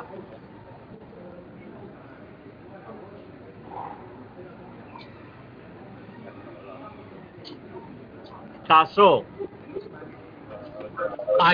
Άγγελε, μια μικρή παρέμβαση, σε παρακαλώ. Ο Αντώνης δεν ακουγόταν καλά στην προηγούμενη απάντηση. Α, δεν ακούστηκε καλά ο Αντώνης. Από Παλαιριώτης μ' ακούτε? Από Παλαιριώτης ακούμε. Σε ευχαριστώ πολύ για την παρατήρηση. Τάσο, σε ακούμε.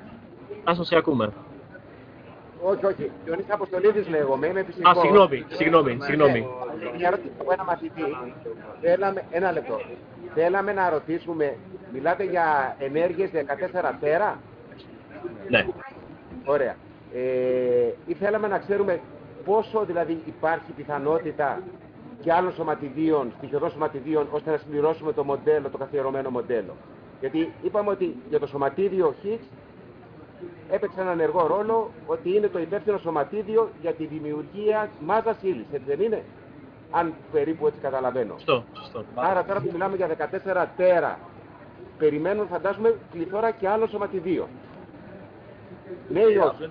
Και αν κατά πόσο θα συμπληρωθεί αυτό το puzzle όλων αυτών των σωματιδίων ή έχουμε ακόμα πολλά ακόμα να εξελιχθούν. Ωραία, ξεκινάω από το τελευταίο. Ευχαριστούμε. Ξεκινάω από το τελευταίο. Το puzzle των στοιχειωδών σωματιδίων. Αν θέλετε να κάνετε mute στην Παγιουρώτισσα το μικρόφωνο μόνο, λίγο, για να ακούσουμε τον άλλο. Ευχαριστώ. Το κομμάτι του καθιερωμένου προτύπου που έλειπε εδώ και δεκαετίες, το μόνο κομμάτι που έλειπε στο standard model ήταν το σωματίδιο Higgs. Από το 12 το σωματίδιο Higgs έχει βρεθεί, άρα έχει συμπληρωθεί πλήρως το καθιερωμένο πρότυπο της μαθηματικής φυσικής. Αυτό έχει κλείσει. Το standard model είναι πλέον αυτό και είναι μια πραγματικότητα, το έχουμε καταλάβει πλήρως.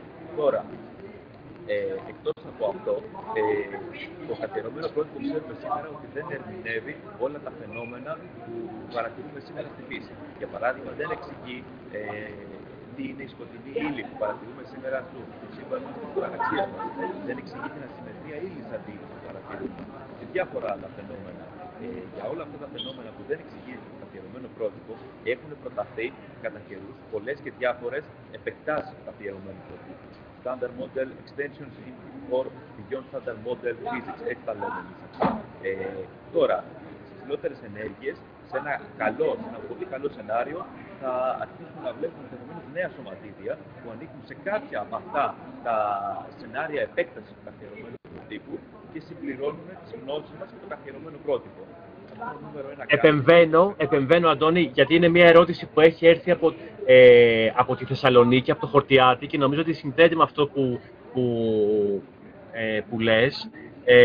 Θέλω δηλαδή, ρωτάνε, αυτή την περίοδο και ειδικά με την επανεκκίνηση του LHC το Μάιο, θα γίνει, τι περιμένουμε από το πείραμα CMS. Αναφέρθηκε σε κάποια πράγματα που έχουν να κάνουν με την πιθανή ύπαρξη, έτσι, όχι την ύπαρξη, με την ανίχνευση σωματιδίων που αντιστοιχούν στην λεγόμενη σκοτεινή ύλη. Είναι ένα πιθανό στόχος, έτσι. Ναι, είναι ένα πιθανό σενάριο. Αλλά θέλω να τοποθετηθώ πραγματικά γενικά, γιατί στη σωστή απάντηση να μιλήσουμε γενικά. Περιμένουμε να εξερευνήσουμε όλη την ενεργειακή περιοχή από 8 τέρα μέχρι 14 τέρα. Αυτό μπορεί να σημαίνει ότι μπορεί να δούμε νέα υπερσυμμετρικά σωματίδια, μπορεί να σημαίνει ότι μπορούμε να δούμε μικροσκοπικές μελανές οπές να δημιουργούνται και να εξαχνώνονται στην καρδιά των ανιχνευτών μας.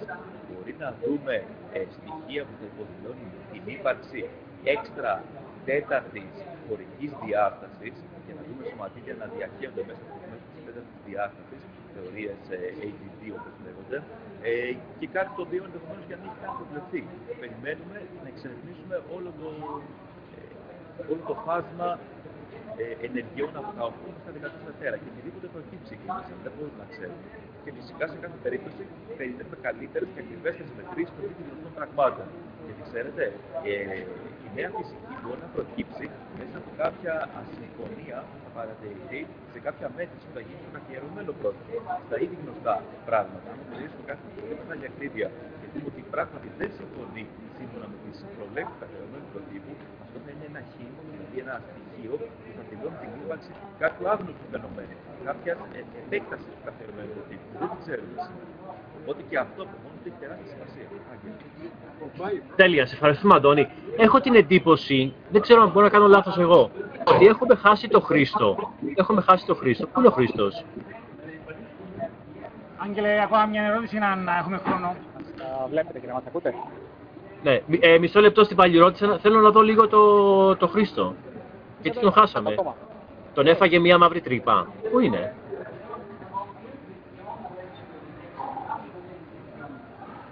Πάμε λίγο στην ερώτηση από την παλιρώτησα, τη δεύτερη. Την ερώτηση μαθητή αυτή τη στιγμή θα ήθελα να έχουμε. Και το μαθητή να κάνει την ερώτηση, τη μαθήτρια.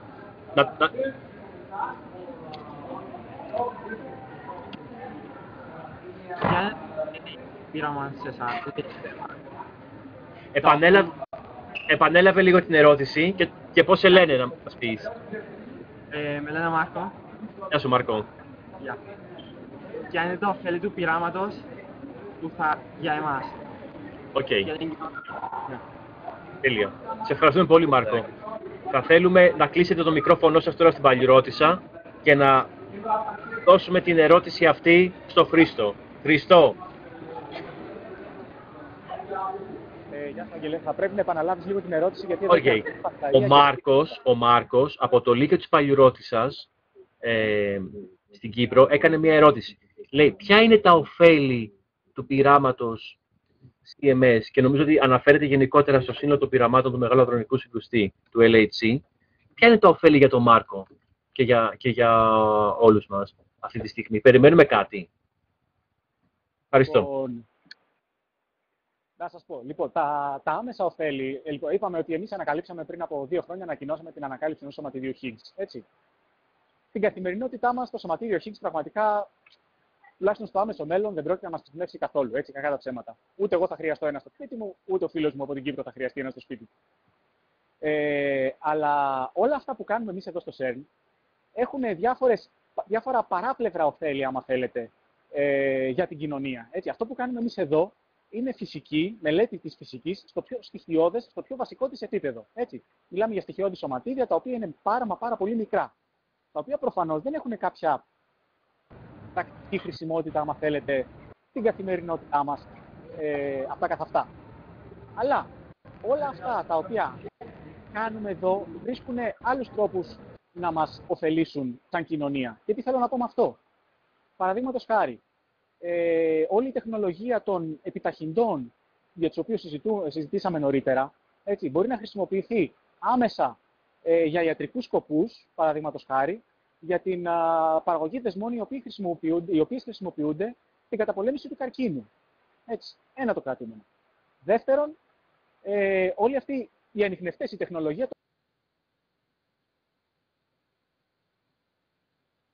κατά ακρίβεια, στη δημιουργία ακριβέστερων και καλύτερων ιατρικών διαγνωστικών μηχανημάτων, έτσι ώστε εμείς να μπορούμε να κάνουμε καλύτερα και ταχύτερα και ακριβέστερα διαγνώσεις, παραδείγματος χάρη, σε ηλεκτρονικούς τομογράφους ποζιτρονίων κλπ.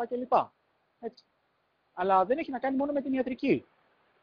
Δεν ξέρω κατά πόσο οι φίλοι μας που είναι συνδεδεμένοι από τα διάφορα σχολεία γνωρίζουν ότι το World Wide Web ξεκίνησε από εδώ, από το CERN. Έτσι. Όχι το ίντερνετ σαν τεχνολογία δικτύου, αλλά αυτό που εμείς ξέρουμε που ανοίγουμε έναν Firefox, έναν Internet Explorer, κάνουμε κλικ και ανοίγουμε παραδείγματος χάρη το Google ή το Facebook και ψάχνουμε πληροφορίες, συγκρίνουμε τους φίλους μας. Όλη αυτή η τεχνολογία, τα πρωτόκολλα επικοινωνίας ξεκίνησαν περίπου πριν από 20 χρόνια από εδώ από το CERN. Έτσι, από τον Tim Berners-Lee. Από αυτόν σχεδιάστηκε και βγήκε μετά παρά έξω στην κοινωνία.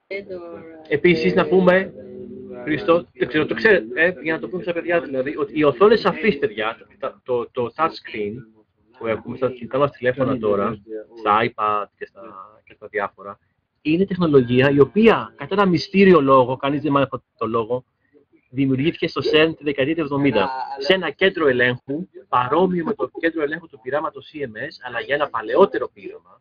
Για ένα παλαιότερο πείραμα το οποίο χρησιμοποιούσε έναν μικρότερο επιταχυτή, τον SPS, σε αυτό το κέντρο ελέγχου είχαν φτιάξει οι επιστήμονες μία οθόνη αφής, η οποία τους διευκόλυνε να κάνουν καλύτερο έλεγχο του πειράματος. Φυσικά, ποτέ αυτοί οι άνθρωποι δεν πίστεψαν στην ικανότητά τους να αναπτύξουν την τεχνολογία αυτή. Αλλά δεν περίμεναν ότι αυτό θα μπορούσε να μεταφερθεί μετά από 20 χρόνια, 30 χρόνια σε όλο τον πλανήτη να έχουμε έξυπνες συσκευές με οθόνες αφής. Παρένθεση. Και κάτι πάρα πολύ σημαντικό επίσης είναι ότι όλα αυτά τα οποία εμείς κάνουμε εδώ στο CERN, έτσι, η έρευνα την οποία κάνουμε και πρωτογενή αλλά και πάνω σε επίπεδα τεχνολογίας, δεν γίνονται με βάση το κέρδος. Έτσι. Δηλαδή όλα αυτά τα οποία παράγονται, όλη αυτή η γνώση που δημιουργείται εδώ στο CERN και η τεχνογνωσία, προσφέρεται μετά έξω στην κοινωνία. Όχι απλά προσφέρεται δωρεάν, αλλά γίνονται και πάρα πολλές κινήσεις ώστε εμείς να την σμπρώξουμε. Δεν περιμένουμε οι άλλοι να έρθουν να την πάρουν, αλλά γίνονται πάρα πολλές κινήσεις τέλος πάντων, έτσι ώστε αυτή η τεχνολογία να βγει προς τα έξω και να περάσει προς τον κόσμο, ούτως ώστε να επωφεληθεί όλος ο κόσμος, όλη η κοινωνία από αυτό που εμείς καταφέρνουμε εδώ πέρα. Να πούμε δηλαδή στα παιδιά. Συγγνώμη, Χρήστο, σε διέκοψα. Και για να πω στη συνέχεια αυτό που λέγαμε για το World Wide Web, και αν δεν κάνω λάθος ήταν και μία από τις ερωτήσεις που υπήρξαν, έτσι, σήμερα αναπτύσσεται αυτό που λέμε τεχνολογία του grid, έτσι, η οποία αναπτύσσεται γιατί το grid είναι ένα δίκτυο από υπολογιστές, σαν αυτούς που έχουμε όλοι στα σπίτια μας, έτσι, δεν είναι κάτι ιδιαίτερο, οι οποίοι όμως ενώνονται με τέτοιο τρόπο, ούτως ώστε να δημιουργήσουν έναν μίνι υπερυπολογιστή. Έτσι, αυτή είναι η ιδέα πίσω από το grid. Και γιατί υπάρχει αυτό, γιατί το χρειαζόμαστε αυτό, γιατί η ροή δεδομένων, η ροή πληροφορίας που παράγεται από τα πειράματά μας εδώ πέρα, έτσι, νωρίτερα, δεν ξέρω κατά πόσο αναφέρθηκε γιατί η σύνδεσή μου ήταν λίγο χάλια, τέλος πάντων, οι συγκρούσεις που γίνονται εδώ γίνονται περίπου 40 εκατομμύρια συγκρούσεις το δευτερόλεπτο. Έτσι. Οπότε, η ροή πληροφορίας που παράγεται είναι τεράστια. Όλη αυτή εμείς κάπως πρέπει να την διαχειριστούμε. Και ο τρόπος ο οποίος επινοήθηκε από τους επιστήμονες εδώ είναι η τεχνολογία του grid. Έτσι. Αντί να δημιουργήσουμε ένα τεράστιο υπολογιστικό κέντρο στο CERN, το οποίο θα ήταν και πανάκριβο πραγματικά, αυτό που κάναμε είναι ενώσαμε πολλά μικρότερα επεξεργαστικά κέντρα ανά τον κόσμο, πολλούς μικρότερους υπολογιστές, τους οποίους μετά εμείς εκμεταλλευόμαστε όλη αυτή την ισχύ για να επεξεργαστούμε τα δεδομένα μας.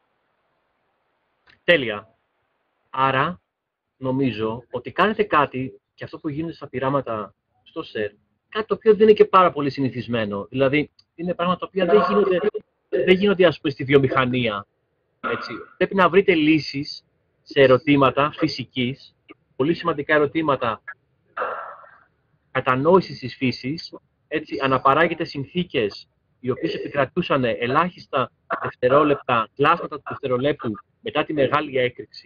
Οπότε, για να μπορέσω να δώσω ικανοποιητικές απαντήσεις, επιστημονικές απαντήσεις δηλαδή, στα ερωτήματα αυτά, πρέπει να αναπτύξω τεχνολογία η οποία δεν είναι διαθέσιμη εκεί έξω.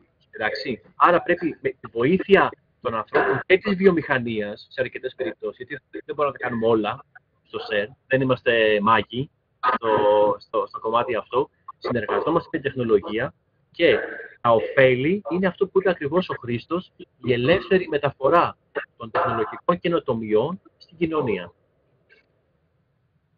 Θέλω να πάμε στο Λύκειο Αποστόλου Πέτρου και Παύλου για να γίνει μια ερώτηση από τους μαθητές.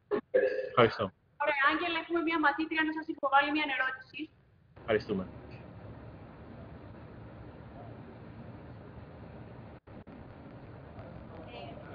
Ήθελα να σας ρωτήσω, με αφορμή ότι ξεκίνησε η τεχνολογία από το CERN, θα μπορούσε στο μέλλον να επιτύχουμε την τηλεμεταφορά των ύλης μαζί με πληροφορίες που πετυχαίνουμε σήμερα. Οκ, πώς σε λένε? Ζάχαρη. Τέλεια, σε ευχαριστούμε πολύ. Νομίζω η ερώτηση αφορά για την τηλεμεταφορά ύλης. Σωστά. Εγώ δεν ξέρω να απαντήσω στην ερώτηση αυτή. Κάποιος άλλος ειδικός. Οπότε κάνω μute το μικρόφωνο μου.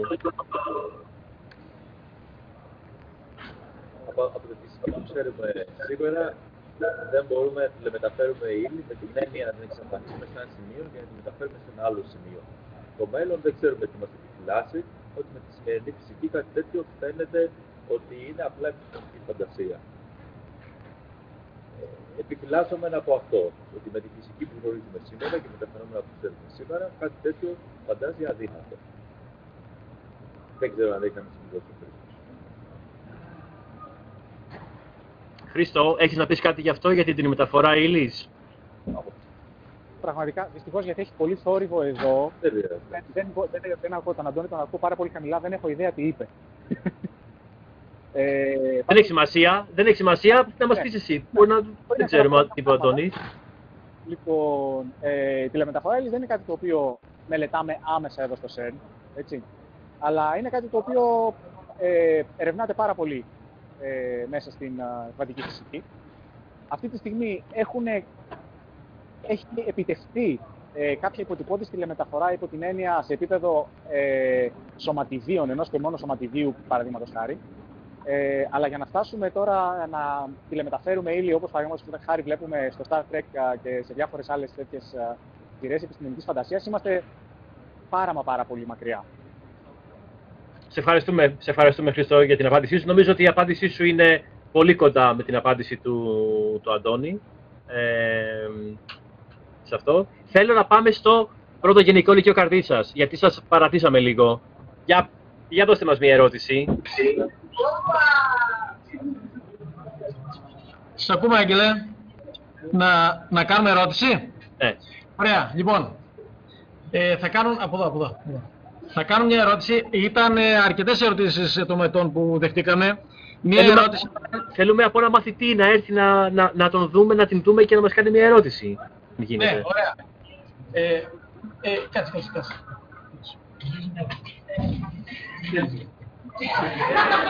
Λοιπόν. Μπράβο.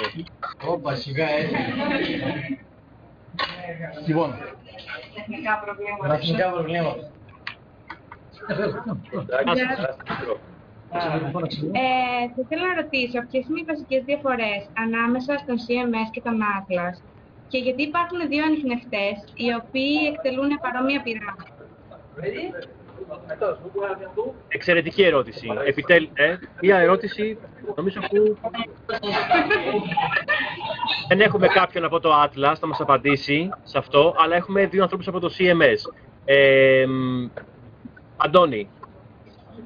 Λοιπόν, φτιάξαμε δύο πειράματα γιατί θέλανε δύο ανεξάρτητες επιβεβαιώσεις και επαληθεύσεις για το κάθε ενδεχόμενο νέο πράγμα που παρατηρούσαμε.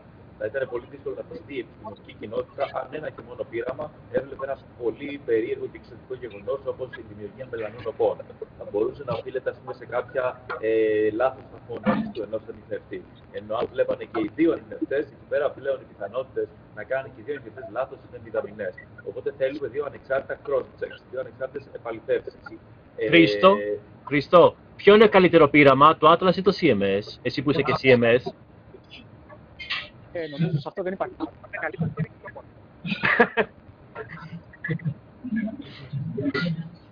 Για πες μας, Χρήστο. Ναι, έλα. Σε ακούμε. Ποιες είναι? Ωραία. Μπράβο. Να μας απαντήσει ο Χρήστος ποιες είναι οι διαφορές του ανιχνευτή Atlas και του ανιχνευτή CMS. Αφού κοιτάζουν τα ίδια πράγματα. Για ποιο λόγο είναι, σε τι διαφέρουν? Εξαιρετική ερώτηση. Λοιπόν, αυτό που λέγαμε νωρίτερα, περιγράφαμε τους διάφορους υποανιχνευτές του πειράματος CMS. Έτσι. Λέγαμε ότι έχει τον ανιχνευτή τροχιών, λέγαμε ότι έχει ηλεκτρομαγνητικό αδρονικό καλορίμετρο και ανιχνευτές μειονίων. Τα ίδια ακριβώς πράγματα βρίσκονται και στο πείραμα Atlas. Έτσι. Και το πείραμα Atlas 1/1 έχει ακριβώς τους ίδιους υποανιχνευτές. Το θέμα είναι ποιο τώρα όμως εδώ πέρα. Υπάρχει διαφορά στον τρόπο προσέγγισης της τεχνολογίας του κάθε πειράματος. Παραδείγματος χάρη, διαφορετικό τύπο ανιχνευτή τροχιών έχει το πείραμα Atlas, όπως τύπο έχει το πείραμα CMS. Και αυτό ισχύει σε όλα τα υποσυστήματα. Αυτό να προσφέρει τι? Στο πρώτο φάση να κάνει τα δύο πειράματα διαφορετικά το ένα από το άλλο, υπό την έννοια ότι το καθένα είναι ευαισθητοποιημένο για να βλέπει καλύτερα κάποια διαφορετική περιοχή του μαθητή. Παραδείγματος χάρη το Atlas μπορεί να, το λέω εγώ σαν ίδιο παράδειγμα, μπορεί να δει καλύτερα τα μειώνει. το CMS, λόγω του ότι έχει καλύτερο ηλεκτρομαγνητικό καλορίμετρο, μπορεί να ανοιχνεύσει με μεγαλύτερη ακρίβεια ηλεκτρόνια και φωτόνια. Οπότε, ενώ μπορούν να δουν τα ίδια πράγματα ακριβώς, είναι τεχνικοποιημένα για να κάνουν διαφορετικό κομμάτι τη δουλειά. Οπότε είναι σαν να βλέπει το ίδιο αντικείμενο ακριβώς, αλλά με δύο διαφορετικές κοπιές, με δύο διαφορετικές γωνίες, να το συνέβη, με δύο διαφορετικούς τρόπους, έτσι ώστε και εσύ να είσαι βέβαιος ότι αυτό που βλέπει είναι πραγματικά κάτι που υπάρχει στην πραγματικότητα και δεν είναι κάτι της φαντασίας, το οποίο το βλέπει πολλά και μόνο επειδή πρέπει πραγματικά να το δει. Τέλεια. Απάντησε στην ερώτηση ο Χρήστος και ο Αντώνης ή μας τα λένε τώρα, για να κάνουμε το... Άγγελε, η ερώτηση αυτή περιλάμβανε δύο σκέλη. Η μαθήτρια ήταν η Άννα Ιτασιούλη και ο Παύλος Σαλιαράκης έχει να κάνει μια άλλη εξίσου καλή ερώτηση. Να τον ακούσουμε λίγο, έτσι. Έλα, Παύλο. Ναι. Συγγνώμη, τι ποσοστό του σύμπαντος νομίζετε θα ανακαλύψουμε τα επόμενα χρόνια και μέσω της βαθύτερης κατανόησης θα δημιουργούνται συνεχώς καινούργια αναπάντητα ερωτήματα? Τελευταία είναι πάρα πολύ δύσκολη ερώτηση. Δηλαδή, εγώ δεν μπορώ να απαντήσω ότι όσο καταλαβαίνουμε τη φύση να αναπτύσσονται απαραίτητα καινούργια νέα ερωτήματα. Ως τώρα φαίνεται να συμβαίνει αυτό. Δηλαδή, κάθε καινούργιο κομμάτι γνώσης που αποκτούμε μας δημιουργεί και νέα ερωτήματα. Δεν ξέρω αν θα φτάσουμε σε ένα σημείο που να μην δημιουργούνται νέα ερωτήματα. Απ' την άλλη, τώρα, για το πόσο κομμάτι του σύμπαντος θα καταλάβουμε, ελπίζουμε να καταλάβουμε λίγο παραπάνω. Πόσο παραπάνω, ίσως θέλετε να ακούσετε ποσοστά, γιατί σήμερα υποτίθεται ότι ξέρουμε και έχουμε καταλάβει το 5% της ύλης και της ενέργειας του σύμπαντος. Όλα αυτά που βλέπουμε, οι γαλαξίες, η φωτεινή ύλη που βλέπουμε γύρω μας, αποτελούν 4 με 5% της συνολικής υλοενέργειας του σύμπαντος. Ελπίζουμε, αν παρατηρήσουμε νέα σωματίδια στον LHC, να καταλάβουμε και το υπόλοιπο 25, το υπόλοιπο 20 μάλλον, το οποίο το θεωρούμε σκοτεινή ύλη. Οπότε ίσως φτάσουμε ως εκεί και να πάμε, ξέρω εγώ, 20 και 5-25% της ύλης της υλοενέργειας του σύμπαντος. Δεν ξέρω αν έχει να προσθέσει κάτι ο Χρήστος. Τέλεια. Νομίζω ότι η απάντηση έχει δοθεί για την πίτα. Σας ευχαριστώ πάρα πολύ. Θέλουμε τώρα το εξής. Θα κάνω εγώ επειδή έχω πάρει από όλα τα σχολεία κάποιες ερωτήσεις, οι οποίες αφορούν για το πώς κάποιος μαθητής, κάποιος που ενδιαφέρεται για τη φυσική, για την επιστήμη, μπορεί να φτάσει στα 92-93 μέτρα υπόγεια που βρίσκεται ο Χρήστος ή να είσαι στη μονάδα υπεραγώγημων μαγνητών που είναι ο Αντώνης. Άρα, η ερώτηση, παιδιά, που θέλω να σας κάνω και στους δύο, και σε σένα Αντώνη και σε σένα Χρήστο, από πολλούς μαθητές όλων των σχολείων είναι πώς φτάσατε σε αυτό το σημείο, τι σας παρακίνησε, τι εμπόδια είχατε, τι προκλήσεις αντιμετωπίσατε και για πώς είστε εκεί που είστε. Αυτό είναι. Τράβλησα από την αγωνία μου, να το πω. Πώς φτάσατε εκεί που είστε. Χρήστο. Ναι, ευχαριστώ. Λοιπόν, καταρχήν θα έλεγα ότι το πρώτο βασικό πράγμα είναι να έχεις αγάπη για την επιστήμη και για αυτό που κάνεις. Έτσι. Εγώ ξεκίνησα μπαίνοντας και τελειώνοντας το Φυσικό Θεσσαλονίκης, έτσι. Μέσα από το οποίο μετά μου δόθηκε η ευκαιρία, παραδείγματος χάρη, να έρθω το 2004 εδώ και να παρακολουθήσω ένα καλοκαιρινό σχολείο. Έτσι, το οποίο το διοργανώνει κάθε χρόνο το ΣΕΡΝ και είναι ανοιχτό σε όλους τους πρωτοπτυχιακούς φοιτητές, μπορούν να κάνουν αίτηση, παραδείγματος χάρη, και να έρθουν εδώ. Έτσι ακριβώς αυτή ήταν και η δικιά μου πρώτη γνωριμία, άμα θέλει, με το ΣΕΡΝ. Έκανα 2 μήνες εδώ πέρα, το λάτρεψα πραγματικά σαν χώρο εργασίας και όλο αυτό που γίνεται εδώ πέρα είναι πραγματικά πανέμορφο, είτε και σχέση της επιστήμης, οπότε μπορείς να κερδίσεις πράγματα και σε επιστημονικό επίπεδο, αλλά και από τον κόσμο που είναι εδώ πέρα, όπου βρίσκεις κόσμο πραγματικά από σχεδόν παντού ανά την Ηθήλιο. Υπάρχουν άνθρωποι εδώ πέρα, οπότε γνωρίζεις καινούριους ανθρώπους, πολιτισμούς, τρόπους σκέψης κλπ. Έτσι.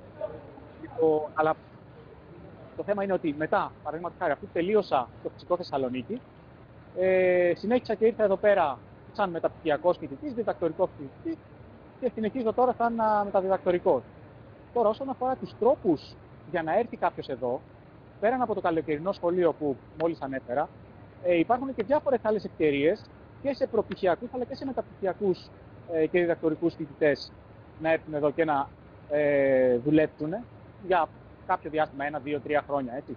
Υπάρχουν, παραδείγματος χάρη, ετήσια προγράμματα για να κάνει κάποιος πρακτική άσκηση εδώ. Υπάρχουν 3ετή προγράμματα για να κάνει διδακτορικό, τα οποία είναι ανοιχτά σε όλους και πραγματικά δεν είναι ανάγκη να είσαι φυσικός για να έρθεις εδώ. Έτσι, μπορεί και εγώ και ο Αντώνης είμαστε φυσικοί, αλλά πλέον εγώ δεν ασχολούμαι καθόλου με φυσική. Κάνω καθαρά προγραμματισμό. Έτσι. Υπάρχουν πάρα πολλοί βασικά. Οι περισσότεροι άνθρωποι που βρίσκονται εδώ στο CERN εδώ αυτή τη στιγμή δεν είναι φυσικοί, όσο περίεργο και αν σας ακούγεται. Αυτοί οι οποίοι ασχολούνται με τα μηχανήματα εδώ είναι κατά κύριο λόγο μηχανολόγοι, ηλεκτρολόγοι, κομπιουτεράδες, έτσι. Ειδικότητες οι οποίες είναι παρεμφερείς με όλο αυτό το οποίο κάνουμε εδώ πέρα και είναι υπεύθυνοι για την δημιουργία, συντήρηση και λειτουργία όλων αυτών των μηχανημάτων και μετά ερχόμαστε εμείς οι φυσικοί, ούτως ώστε να τα αξιοποιήσουμε. Αλλά μην νομίζουν τα παιδιά ότι πρέπει να είσαι φυσικός για να έρθεις εδώ. Κάθε άλλο. Έτσι. Σχεδόν από οποιαδήποτε θετική επιστήμη υπάρχει, μπορείς να έρθεις εδώ και να ασχοληθείς μέσα στο CERN, να βρεις κάτι για να κάνεις. Εξαιρετικό, νομίζω αυτό έχει πολύ μεγάλη σημασία. Να πούμε ότι υπάρχει ένα πλήθος επαγγελμάτων και ιδιωτήτων με τα οποία μπορεί κάποιος να έρθει στο CERN. Ας μας πει όμως και ο Αντώνης, που είναι φυσικός με την έννοια ότι κάνει ανάλυση σε καθημερινό επίπεδο. Αντώνη, εσύ πώς ήρθες στο CERN?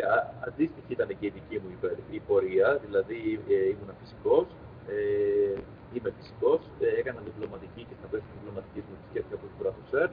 Μετά συνέχισα και έκανα μεταπτυχιακό και διδακτορικό στον ίδιο χώρο. Και τώρα, ως υποψήφιος διδάκτορας, βρίσκομαι εδώ πέρα και κάνω τη δουλειά μου ως ερευνητής ουσιαστικά ή βοηθός ερευνητή, να το πούμε πιο σανά. Και έτσι βρέθηκα εδώ. Όπως είπατε, μπορεί να είναι κάποιος μηχανικός και να έρθει εδώ, κομπιουτεράς και να έρθει εδώ. Θα ήθελα όμως να βάλω κάτι που δεν τοποθετήθηκε ως τώρα, ότι ένας κοινός παρανομαστής όλων μας είναι η αγάπη αυτό που κάνουμε, μάλλον το είπε ο Χρήστος, αλλά και η περιέργεια για να καταλάβουμε τον κόσμο. Δηλαδή αυτό που μας δίνει ενέργεια και κουράγιο για να κάτσουμε, να ξενυχτήσουμε και να δουλέψουμε επί χρόνια, αν όχι επί δεκαετίες δηλαδή, είναι η περιέργειά μας για να καταλάβουμε τον κόσμο, το πώς δουλεύει ο κόσμος. Δηλαδή βλέπουμε αυτά τα βιβλία γεμάτα εξισώσεις και γεμάτα εξωτικές εικόνες από το σύμπαν και είμαστε γεμάτοι ερωτηματικά γιατί είναι έτσι αυτό, πώς λειτουργεί το σύμπαν, γιατί ο γαλαξίας έχει αυτή τη μορφή, γιατί τα σωματίδια είναι έτσι, διασπώνται έτσι κλπ. Δηλαδή η περιέργεια είναι αυτή που δημιουργεί τη θέληση και την όθηση για να φτάσουμε εδώ που είμαστε. Σε ευχαριστώ πολύ, Αντώνη. Σε ευχαριστώ πολύ, Χρήστο, για την απάντησή σας. Θέλω τώρα να πάμε στην Ιχαλία. Αν δεν έχει την απάντηση έτοιμη για το quiz, αν θυμάστε στην αρχή.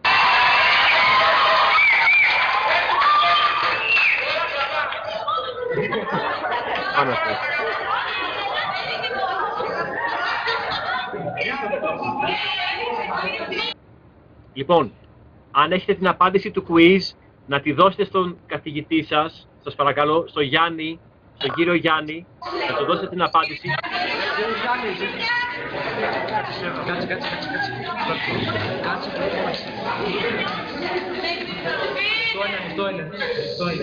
Θα δώσει την απάντηση η ίδια η μαθήτρια, μία από τις μαθήτριες που του βρήκε.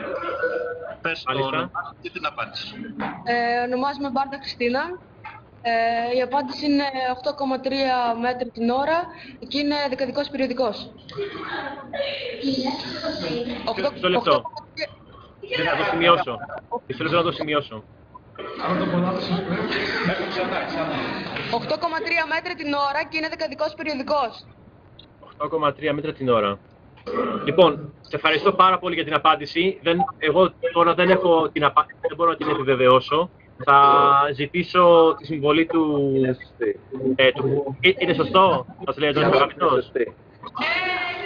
Μπράβο. Σε μέτρα να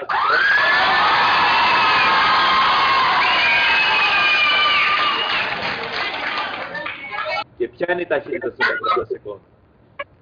Ποιος θα μας το πει τώρα? Από όλα τα σχολεία, η ταχύτητα ίδια σε μέτρα ανά σεκόντ. Πώς? Σε μέτρα ανά σεκόντ. Το έχουμε μέτρα ανά σεκόντ 0,002. Ναι, 0,002. Μπράβο. Ακριβώς.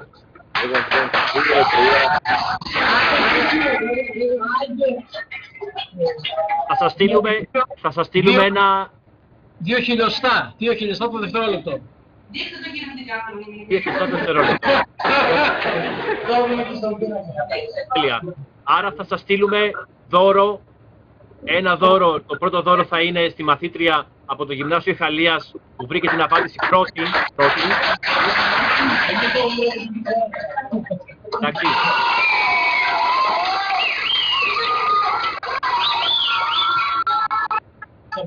Τα λύκεια να μην νιώθουν τώρα ρηγμένα. Εντάξει, ήταν κάτι το οποίο προφανώς για σας είναι... Υπάρχει άλλο γυμνάσιο. Υπάρχει και άλλο γυμνάσιο, οπότε επιτρέπουμε όλοι τα γυμνάσια θα δεχτούν δώρο από το ΣΕΝ και από το CMS για την απάντηση που έχουμε. Αλλά και όλα τα σχολεία θα λάβουν κάτι, ταχυδρομικώς, πριν την έναρξη του πειράματος το Μάιο. Έτσι, αυτή είναι η υπόσχεση και θα γίνει. Πριν το Μάιο δηλαδή θα έχετε λάβει στο ταχυδρομείο σας ένα αναμνηστικό δώρο από το πείραμα CMS, όλα τα σχολεία σε αυτό το κομμάτι.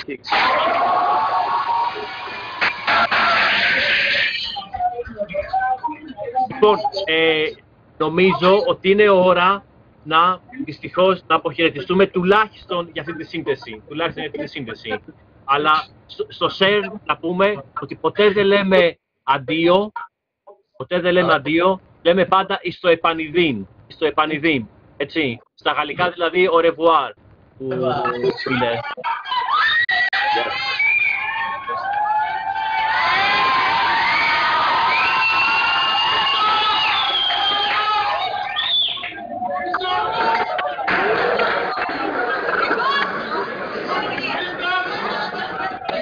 Γεια σας, να είστε καλά, για χαρά.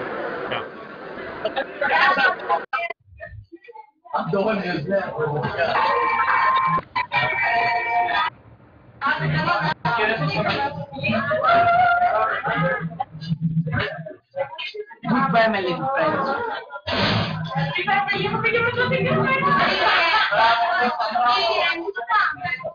Ό,τι θέλετε. Δεν ξέρω,